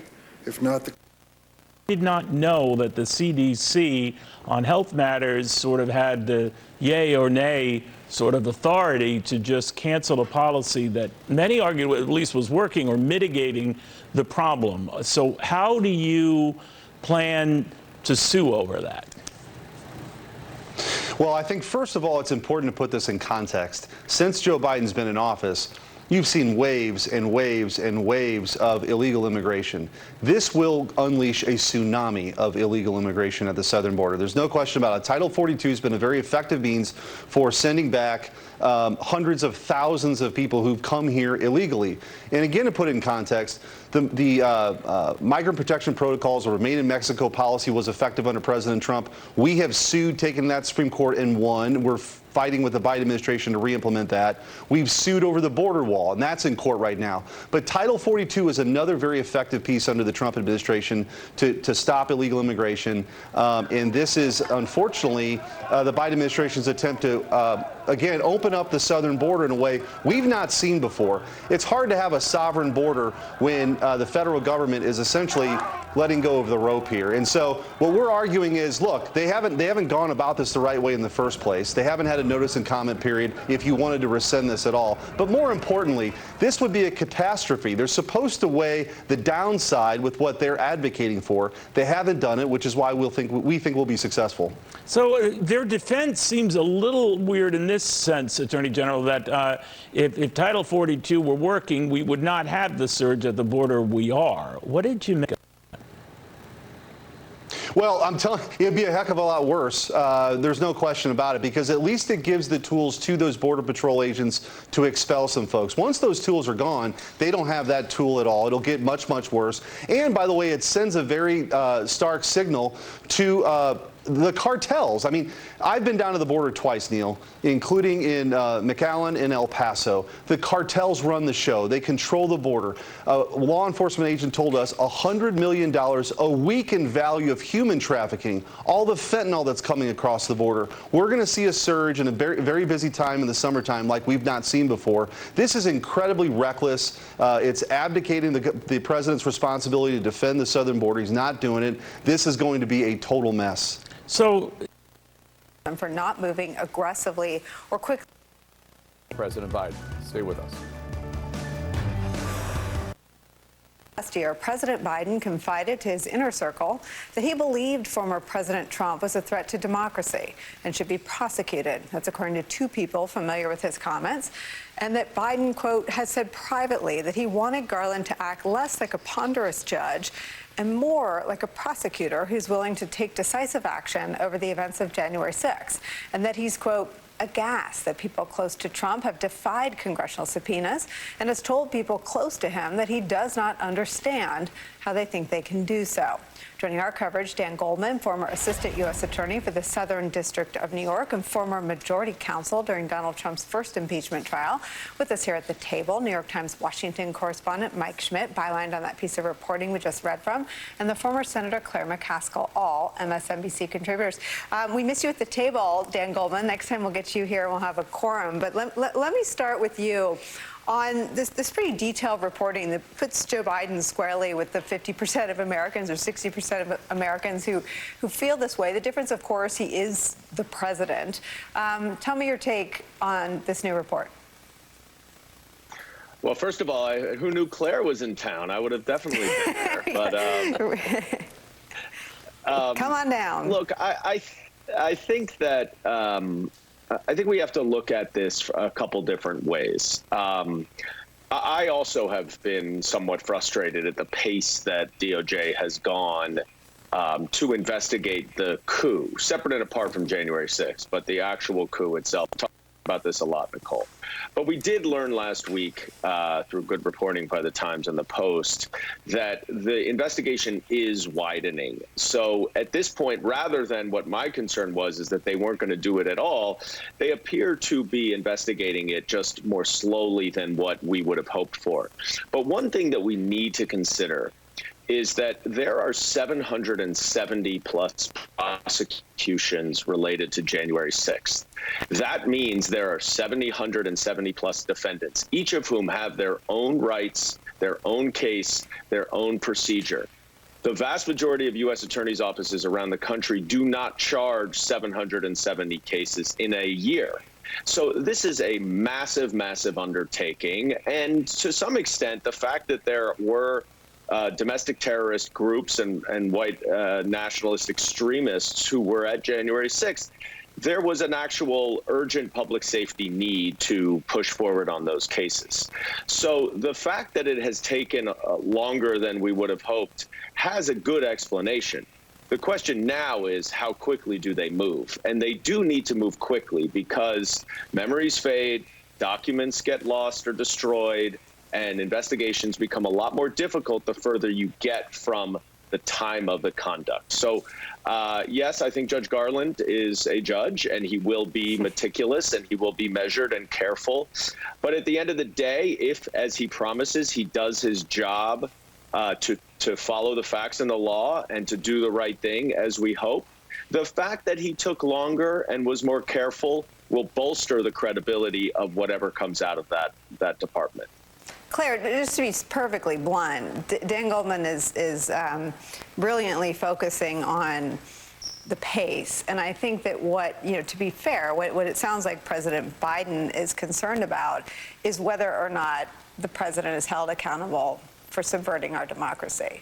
That my understanding is that he sees the ex-president as a threat to democracy. And I think the real anxiety that I hear is a federal judge in Central California saying that Donald Trump likely committed felonies with John Eastman, and the vice chair of the 1-6 committee, former Republican Liz Cheney, reading from the exact statutes of the laws she believes were broken. Is that as close as anyone's going to get to calling Donald Trump a criminal?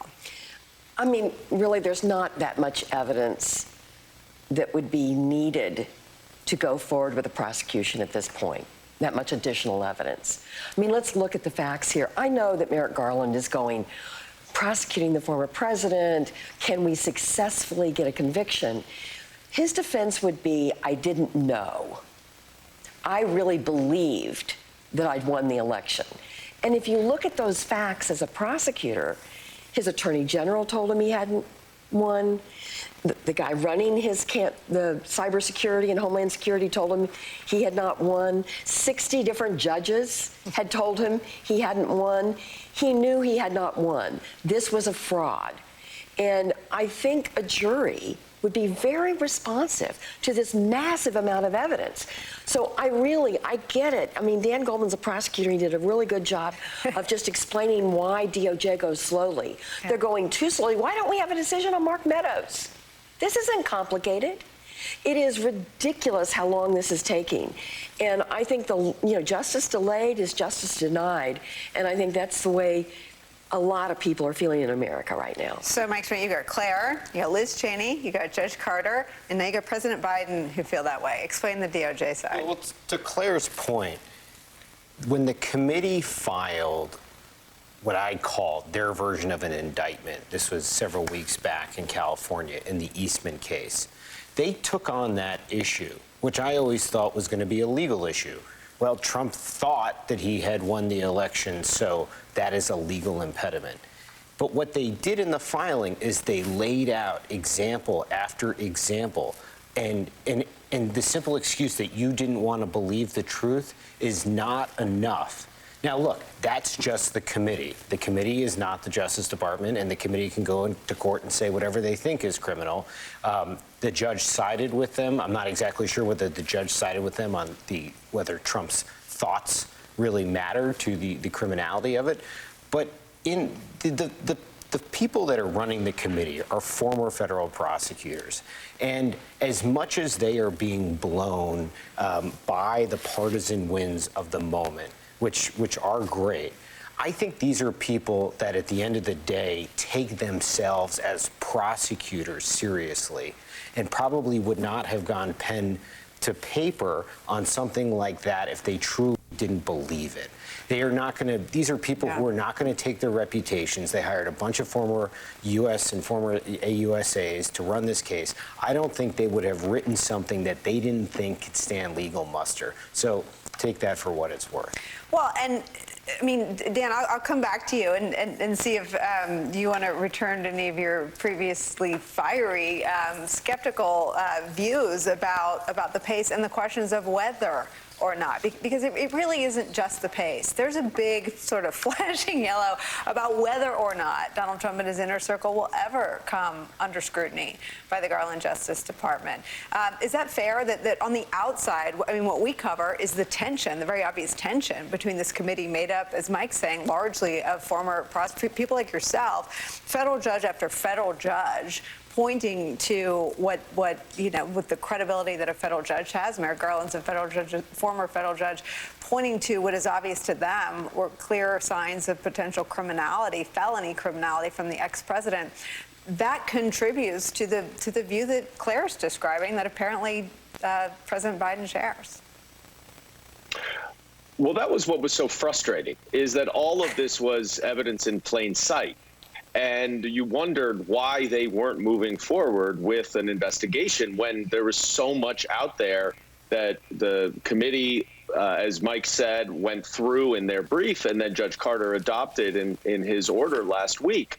But it's all been out there, and the question is, why wasn't the Department of Justice pushing forward with it? And I had the view, shared by a few others, that we would know about it when it happens. And we do now know about it, as we suspected, not from the DOJ, but from those who have been subpoenaed and those who have been questioned by DOJ have revealed the extent of the investigation. You know, this is not an investigation where you really build up from what happened at the Capitol on January 6th, because there may be some overlap. It's possible, you know, you might end up getting some connections from some of these leaders of these white nationalist extremist groups with White House officials. But there was so much out there that was separate and apart from that, and that was clearly evidence of some potential crime. So I hope that what we are learning will expedite things, because the Department of Justice does need to sit down with Brad Raffensperger. It does need to sit down with some of the legislators in Michigan who Trump summoned to the White House. There's so much that we know that's out there that it doesn't even seem that they've yet touched upon, but that they need to do it. And they need, frankly, they need these additional 131 attorneys that they've requested as part of their budget request, because they're overloaded there. And they need to free up the resources to put as much effort into this investigation as they can. Much more on what the January 6th Select Committee will be looking at and for as it prepares for public hearings later this spring. That story's next. Everyone sticks around.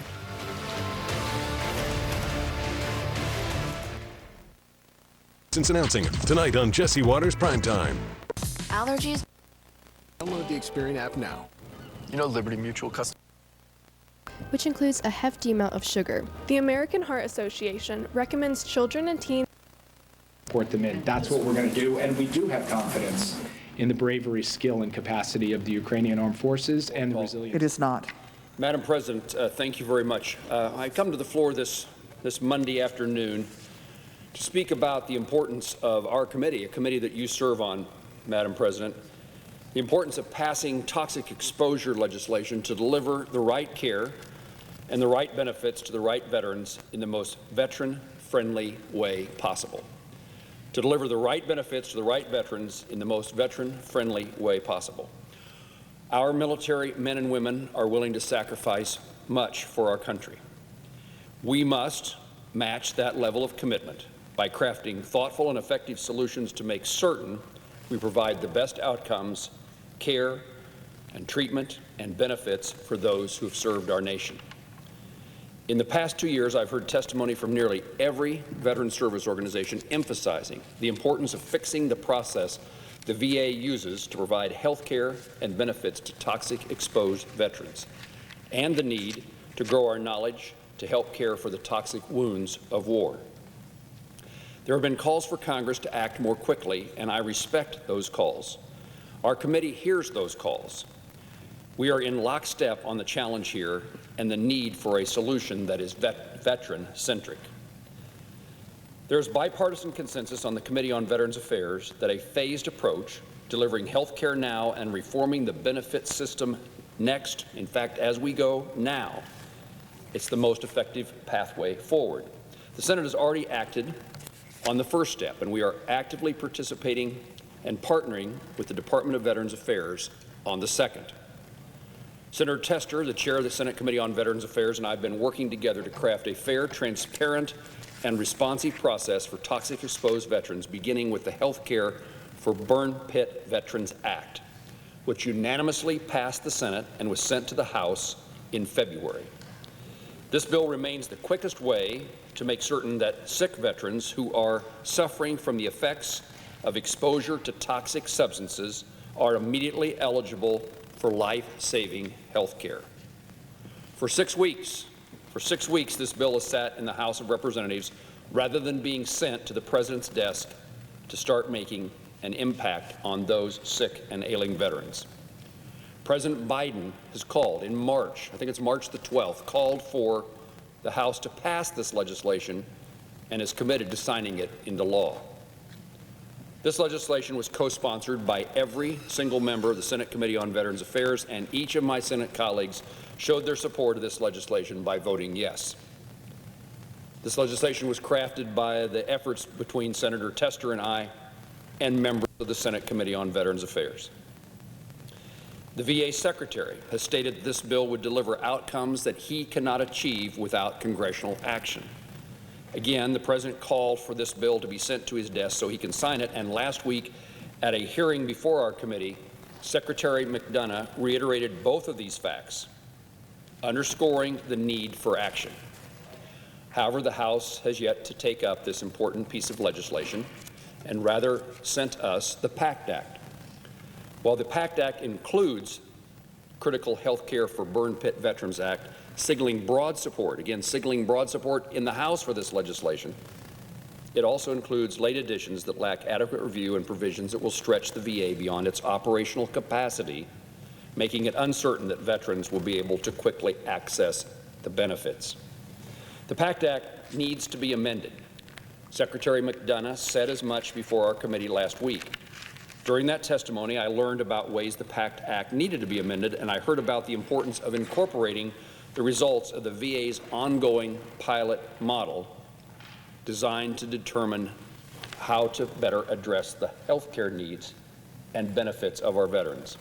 If Congress acts too hastily and legislates prematurely, again, it's hard to envision a Congress ever acting too hastily.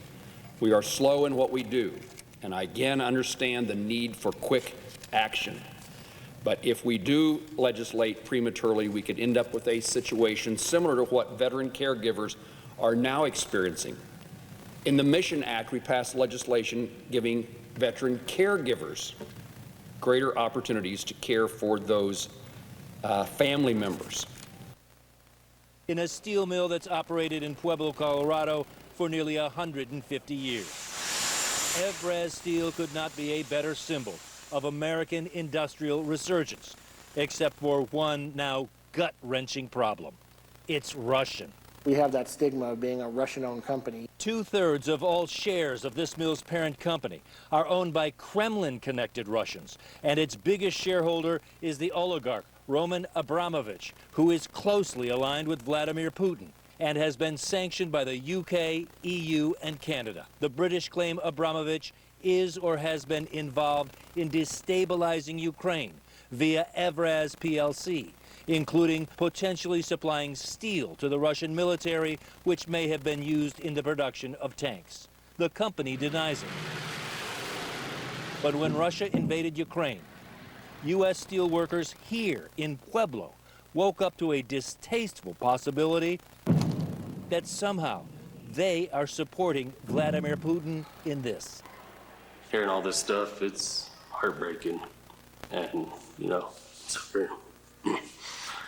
I have my own kids, so it makes it tough to sit there and see all this stuff going on. Steelworkers Daniel Duran, Rick Lucero, and Chuck Perko are afraid of what might happen if Abramovich is sanctioned by the U.S. It's just the uncertainty is, it's scary. It's real scary. Uncertainty for your jobs. For the jobs, yeah. I disdain what's going on over there, but my company is not Abramovich's company in my eyes. We got to go through this door here. David Ferryman is Senior Vice President of Evraz North America. Do you consider this a Russian-owned company? I don't. We're headquartered independent operation in Chicago. We have our own CEO. We have our own board of directors. We're based in London. Yes, the parent company has a large footprint in Russia. That footprint includes a massive Russian business.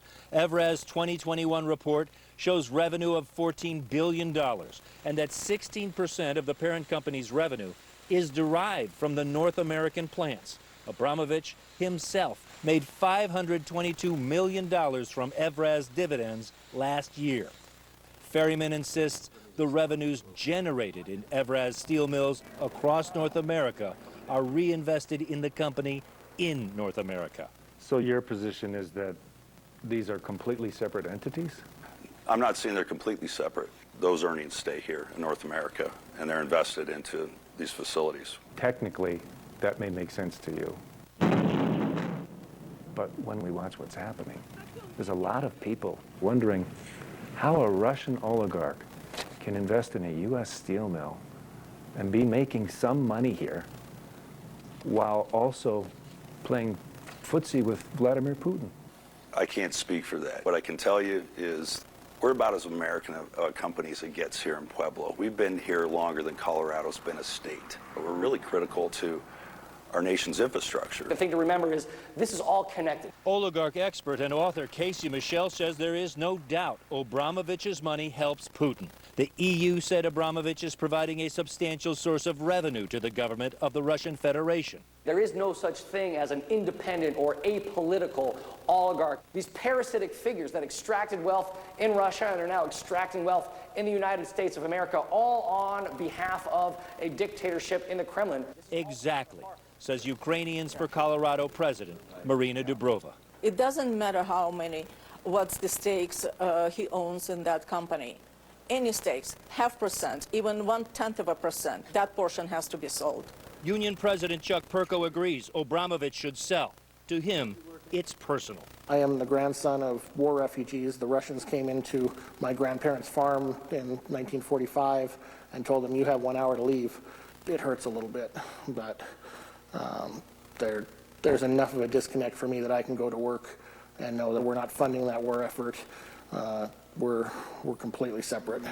Despite UK, EU, and Canadian sanctions against him so far, the United States has not touched Roman Abramovich. The United States is still ignoring the fact that civilians are being killed. Look at Mariupol. I mean, how much more evidence United States has to have to make a decision?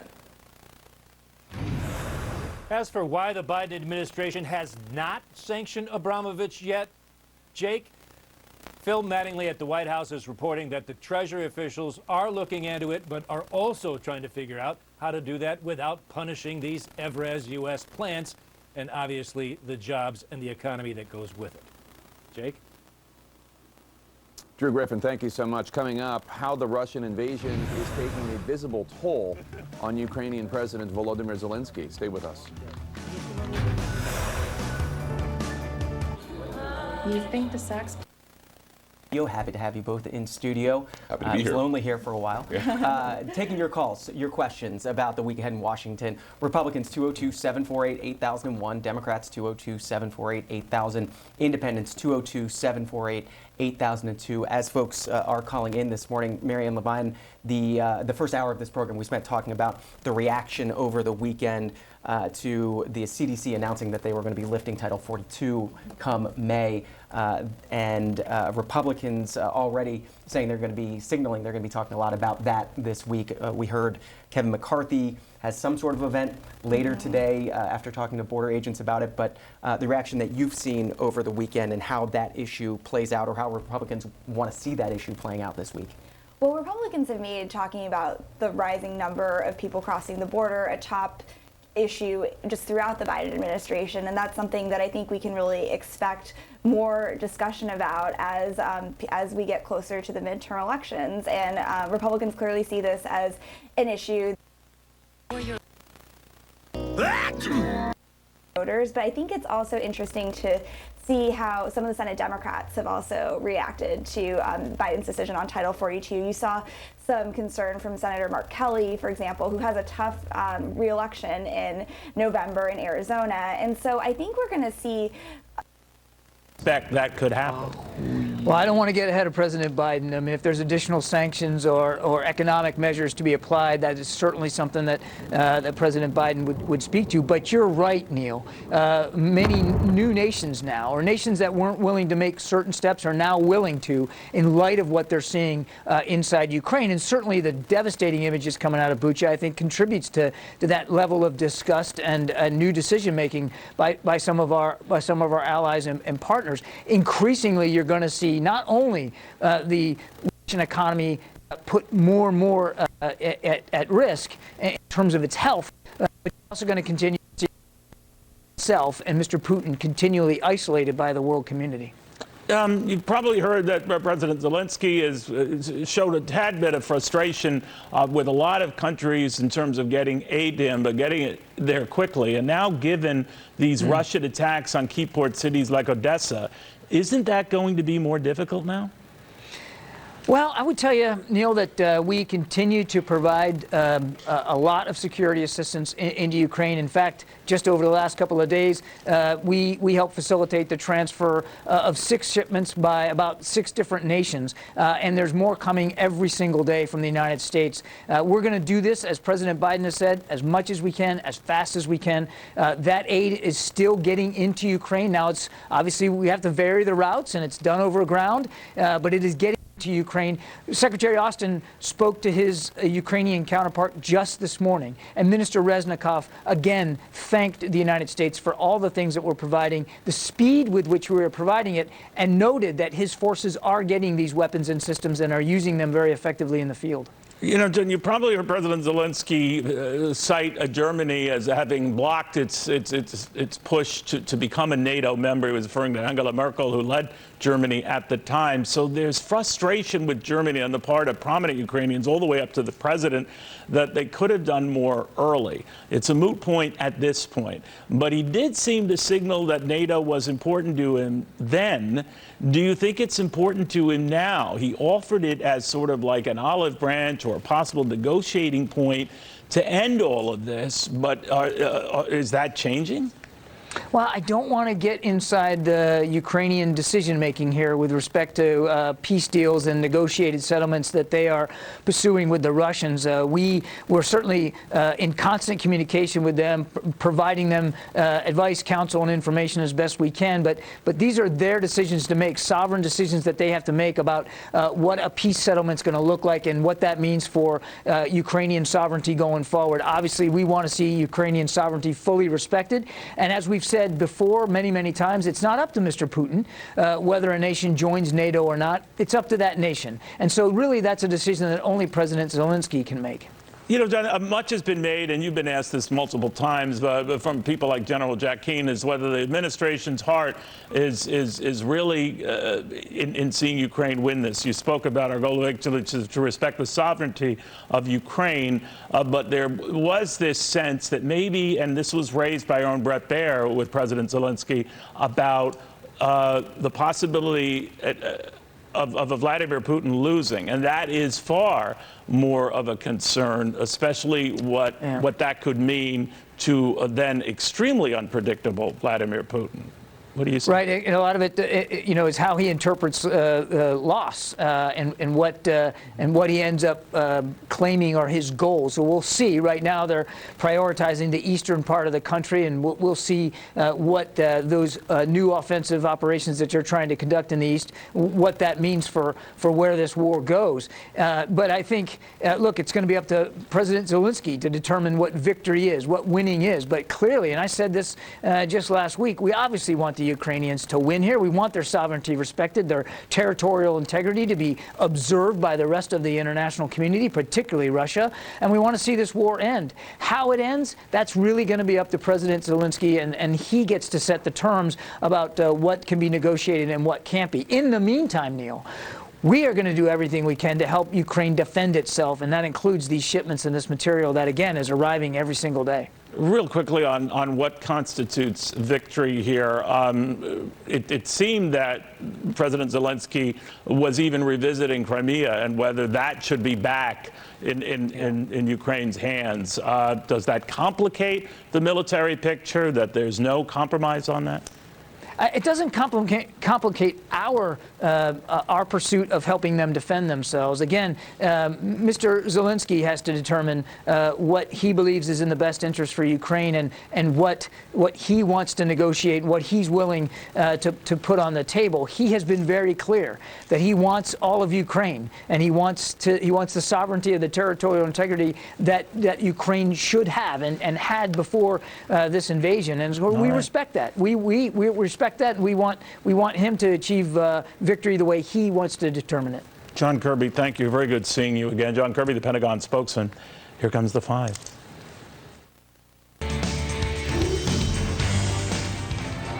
Hello, everyone. I'm Dana Perino, along with Judge Janine Pirro, Harold Ford Jr., Jesse Waters, and Greg Gutfeld. It's 5 o'clock in New York City, and this is the 5. Even to those who can't hear them, but the music will break through anyway. We defend our freedom to live, to love, to sound. On our land, we are fighting Russia, which brings horrible silence with its bombs, the dead silence. Feel the silence with your music. Feel it today to tell our story. Tell the truth about the war on your social networks, on TV. Support us in any way you can, any but not silence. And then peace will come.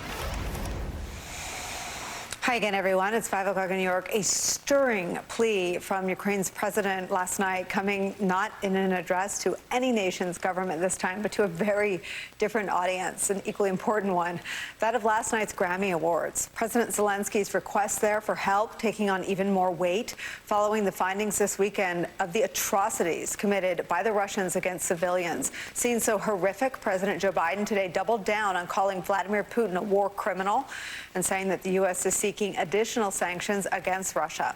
The EU also said further sanctions and support are on the way. Uncovered were photos of civilians killed in the Kyiv suburb of Bucha. We have to warn you and give you a second to get any little ones out of the room. The images are graphic, they are disturbing, and they are vitally important for us to see and not look away.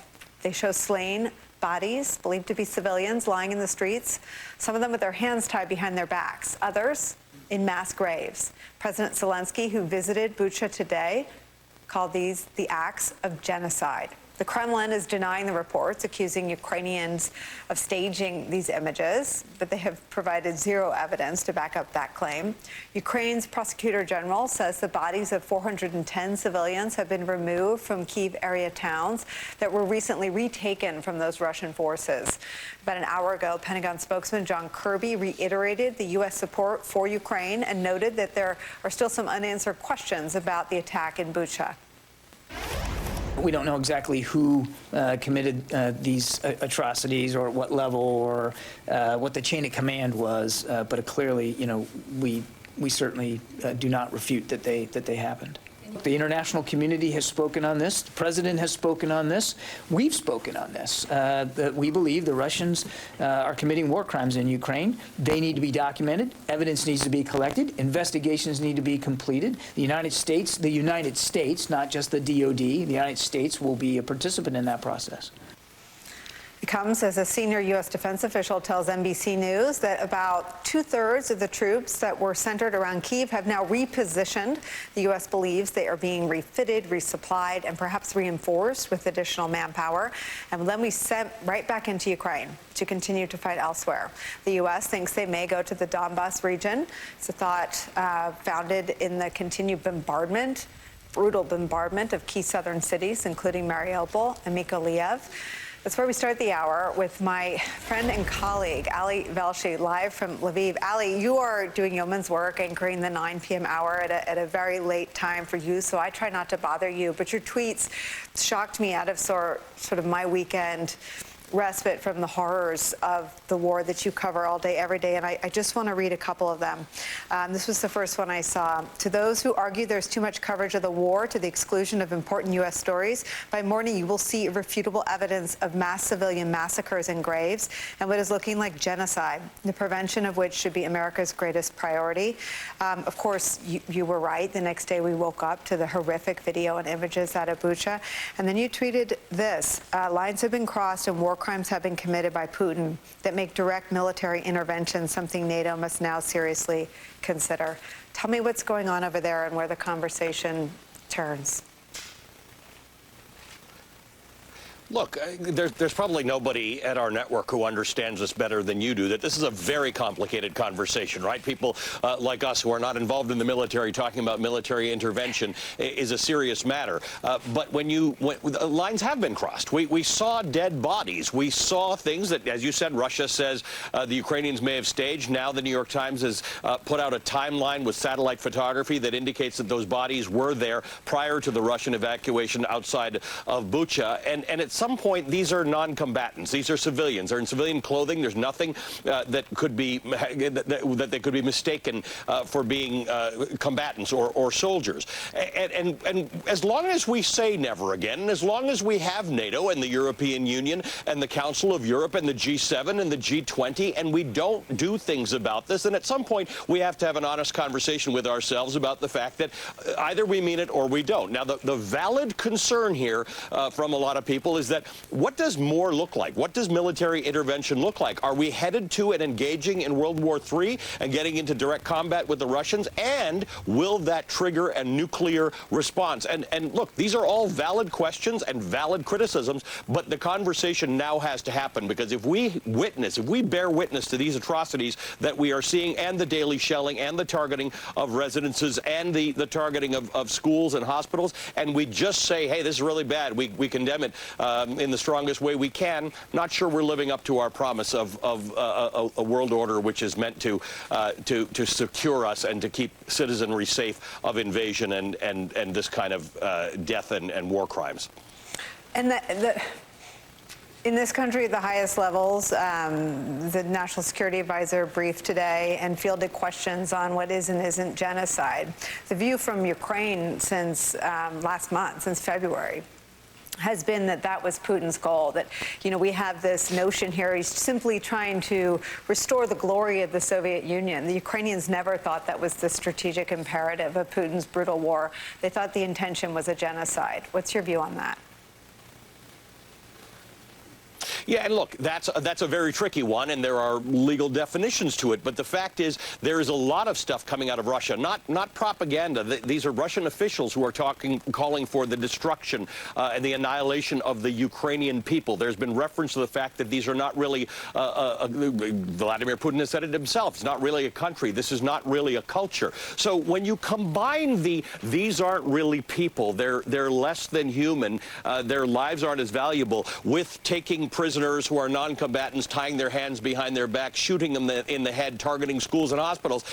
It's for smarter people than me to evaluate, but there is this line between war crimes, which are defined by the Rome Statute, and genocide, which is the killing of people because of who they are, regardless of any provocation. And again, it's a hurtful and difficult and hard conversation, and we can't be throwing these terms around loosely, but there is a line that has been crossed now. It was probably crossed a long time ago, but now that we've all laid eyes on it, it is our responsibility as journalists and as citizens and as commentators to bring this to light and to say, have the hard conversation now. What you cannot do is have the threat of nuclear arms be a deterrent to stand in the way of us stopping invasions and stopping the mass killing of people. At some point, we have nuclear deterrence for a reason. We have mutually assured destruction, and the reason reason that America or Russia would use nuclear weaponry is if there was an existential threat to them. What we're talking about in terms of military intervention into Ukraine to protect Ukraine and maybe the skies over Ukraine is not an existential threat to Russia at all. Nobody's talking about going into Moscow.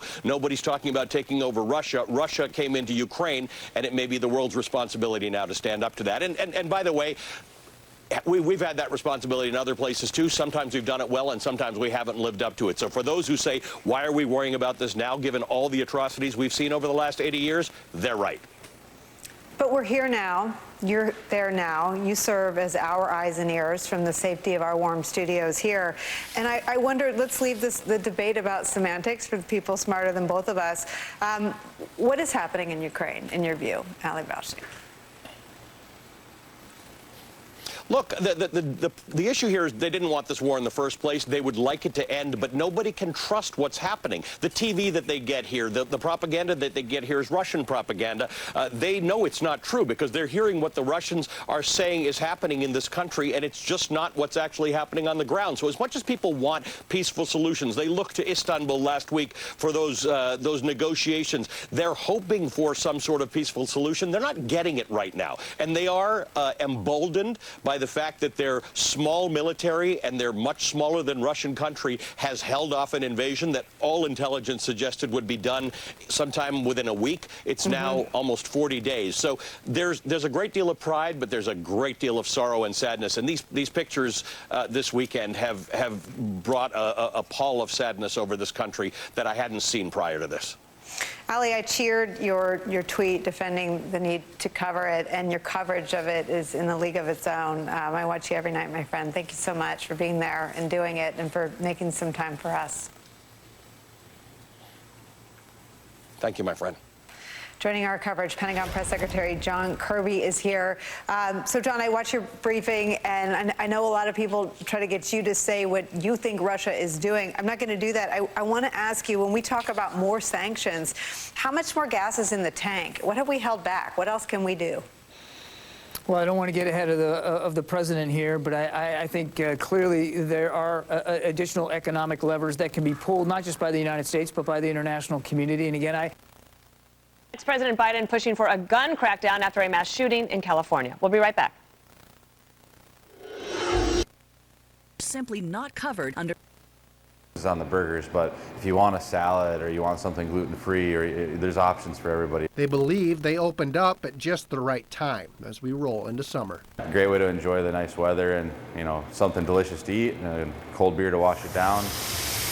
Wagyu will be open the same hours that Fernson is open, and you can find those hours with this story on the Dakota News Now website. In Sioux Falls, Cordell Wright, Dakota News Now. Stocks were heating up. Those closed higher on Wall Street today following help from big tech and communication stocks. Twitter soaring 27% following a big investment in the company from Tesla's Elon Musk. The gains in technology companies helping to offset weaknesses in other markets and parts of that. U.S. crude oil prices rising 4%. Today's final numbers, the Dow up 103 points, 271 for NASDAQ and 37 for the S&P 500.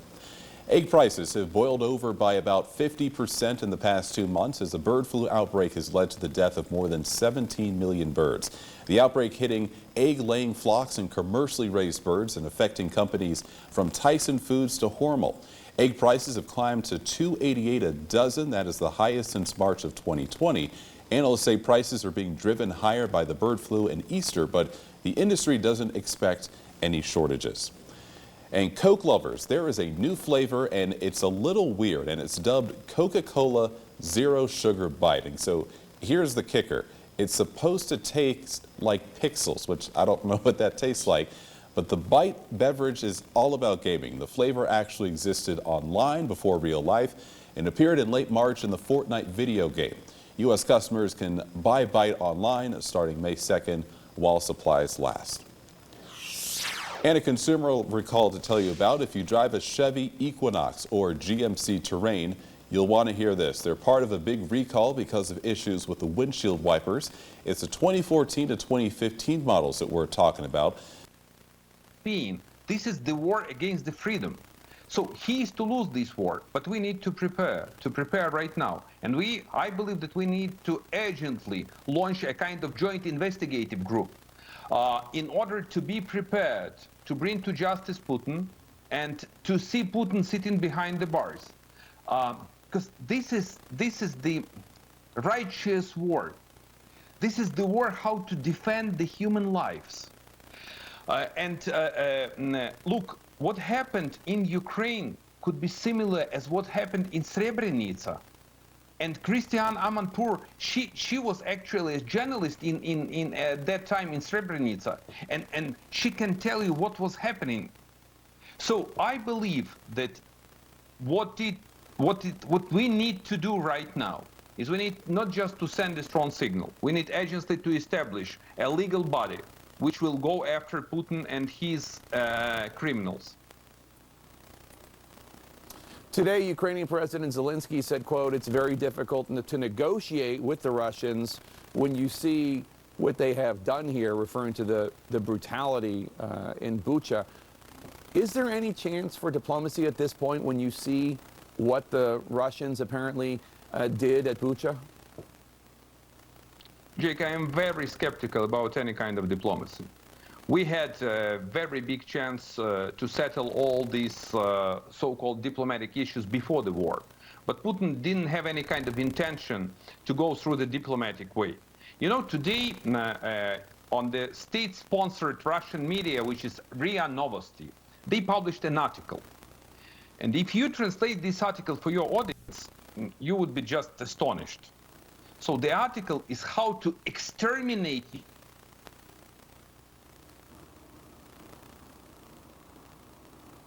Oh, he froze up.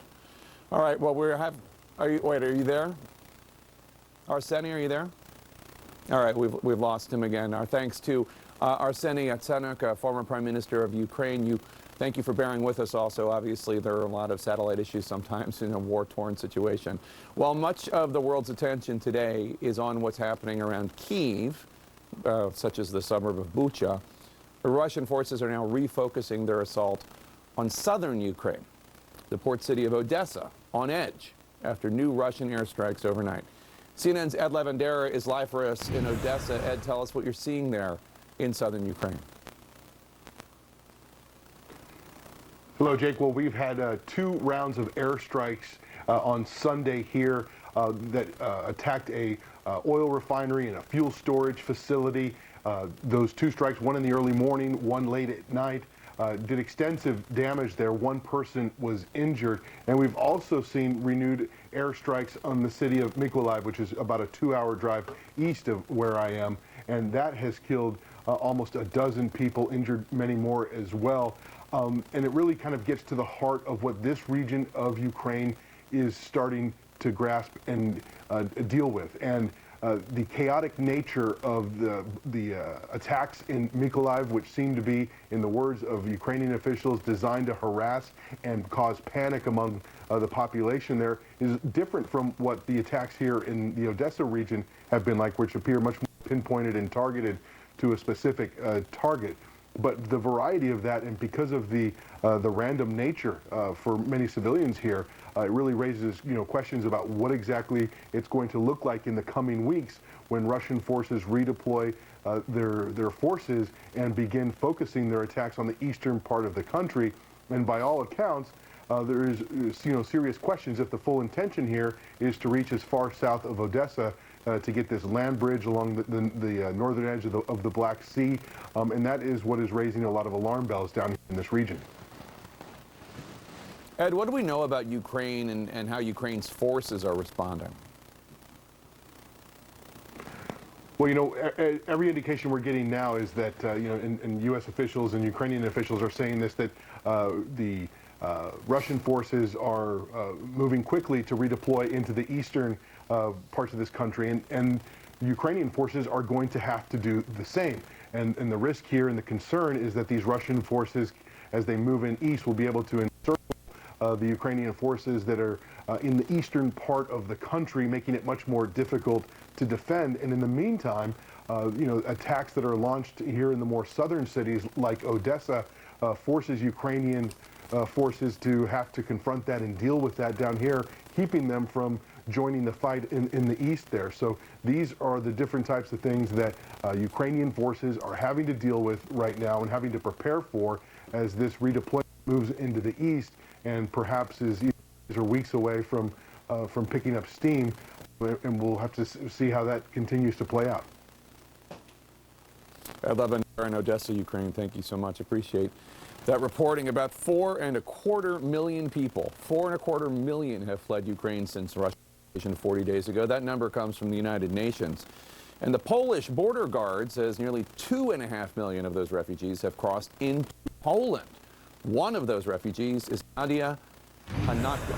She joins us from Krakow, Poland now, where she fled with her 2 daughters. Nadia, thank you so much for joining us. You and your family used to live in the Kyiv suburb of Irpin, and when the war started, you tried to stay. Tell us about that. You've shared photographs of your family and others, including Pat's, huddled together in a basement. Hello.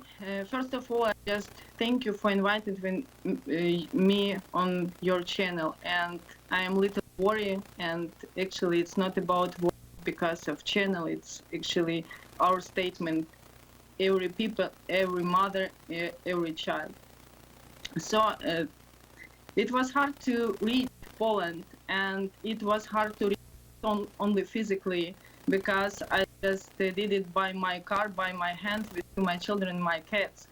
It was very hard for soul. I left my house, I left my country, and my parents still live in Ukraine on the west. Ukraine, it's Lutsk, my brother also there. It's also dangerous because it's really near to border of Belarus, and sometimes it's bombing also. So for me it's hard. My soul and every piece of my body and my soul with my people, and it's very hard time for all of us. Over the weekend, you found out that the roof of your home and the top floor of your home have been destroyed. Into a video of what it looks like now.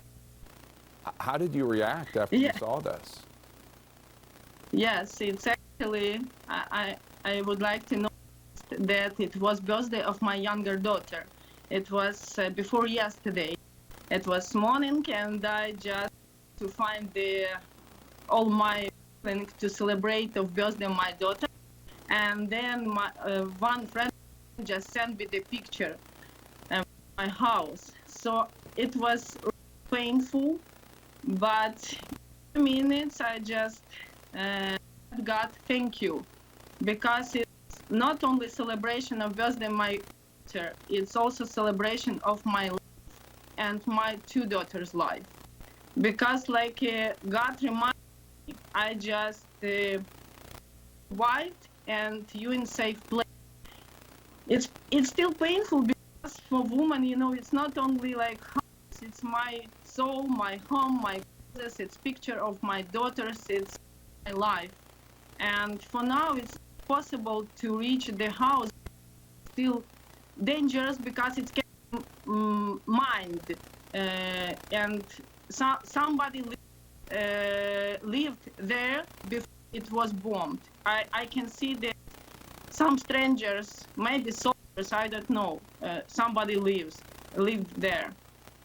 And it's not possible to live in my house anymore because it's like no roof, no floor, and it's dangerous. For me, it doesn't matter. I still live here, and all my focus to support my people, to send some humanitarian aid, because if God saved me and it's gift for me and my children, I should support and help my people who are still in the country. So Nadia, as you noted, it was your daughter's birthday over the weekend. She turned 9. How is she? How are the kids? How are they doing? You know, the kids are feeling like mother feeling. I just try to keep myself strong, no tears. Just leave our tears for future.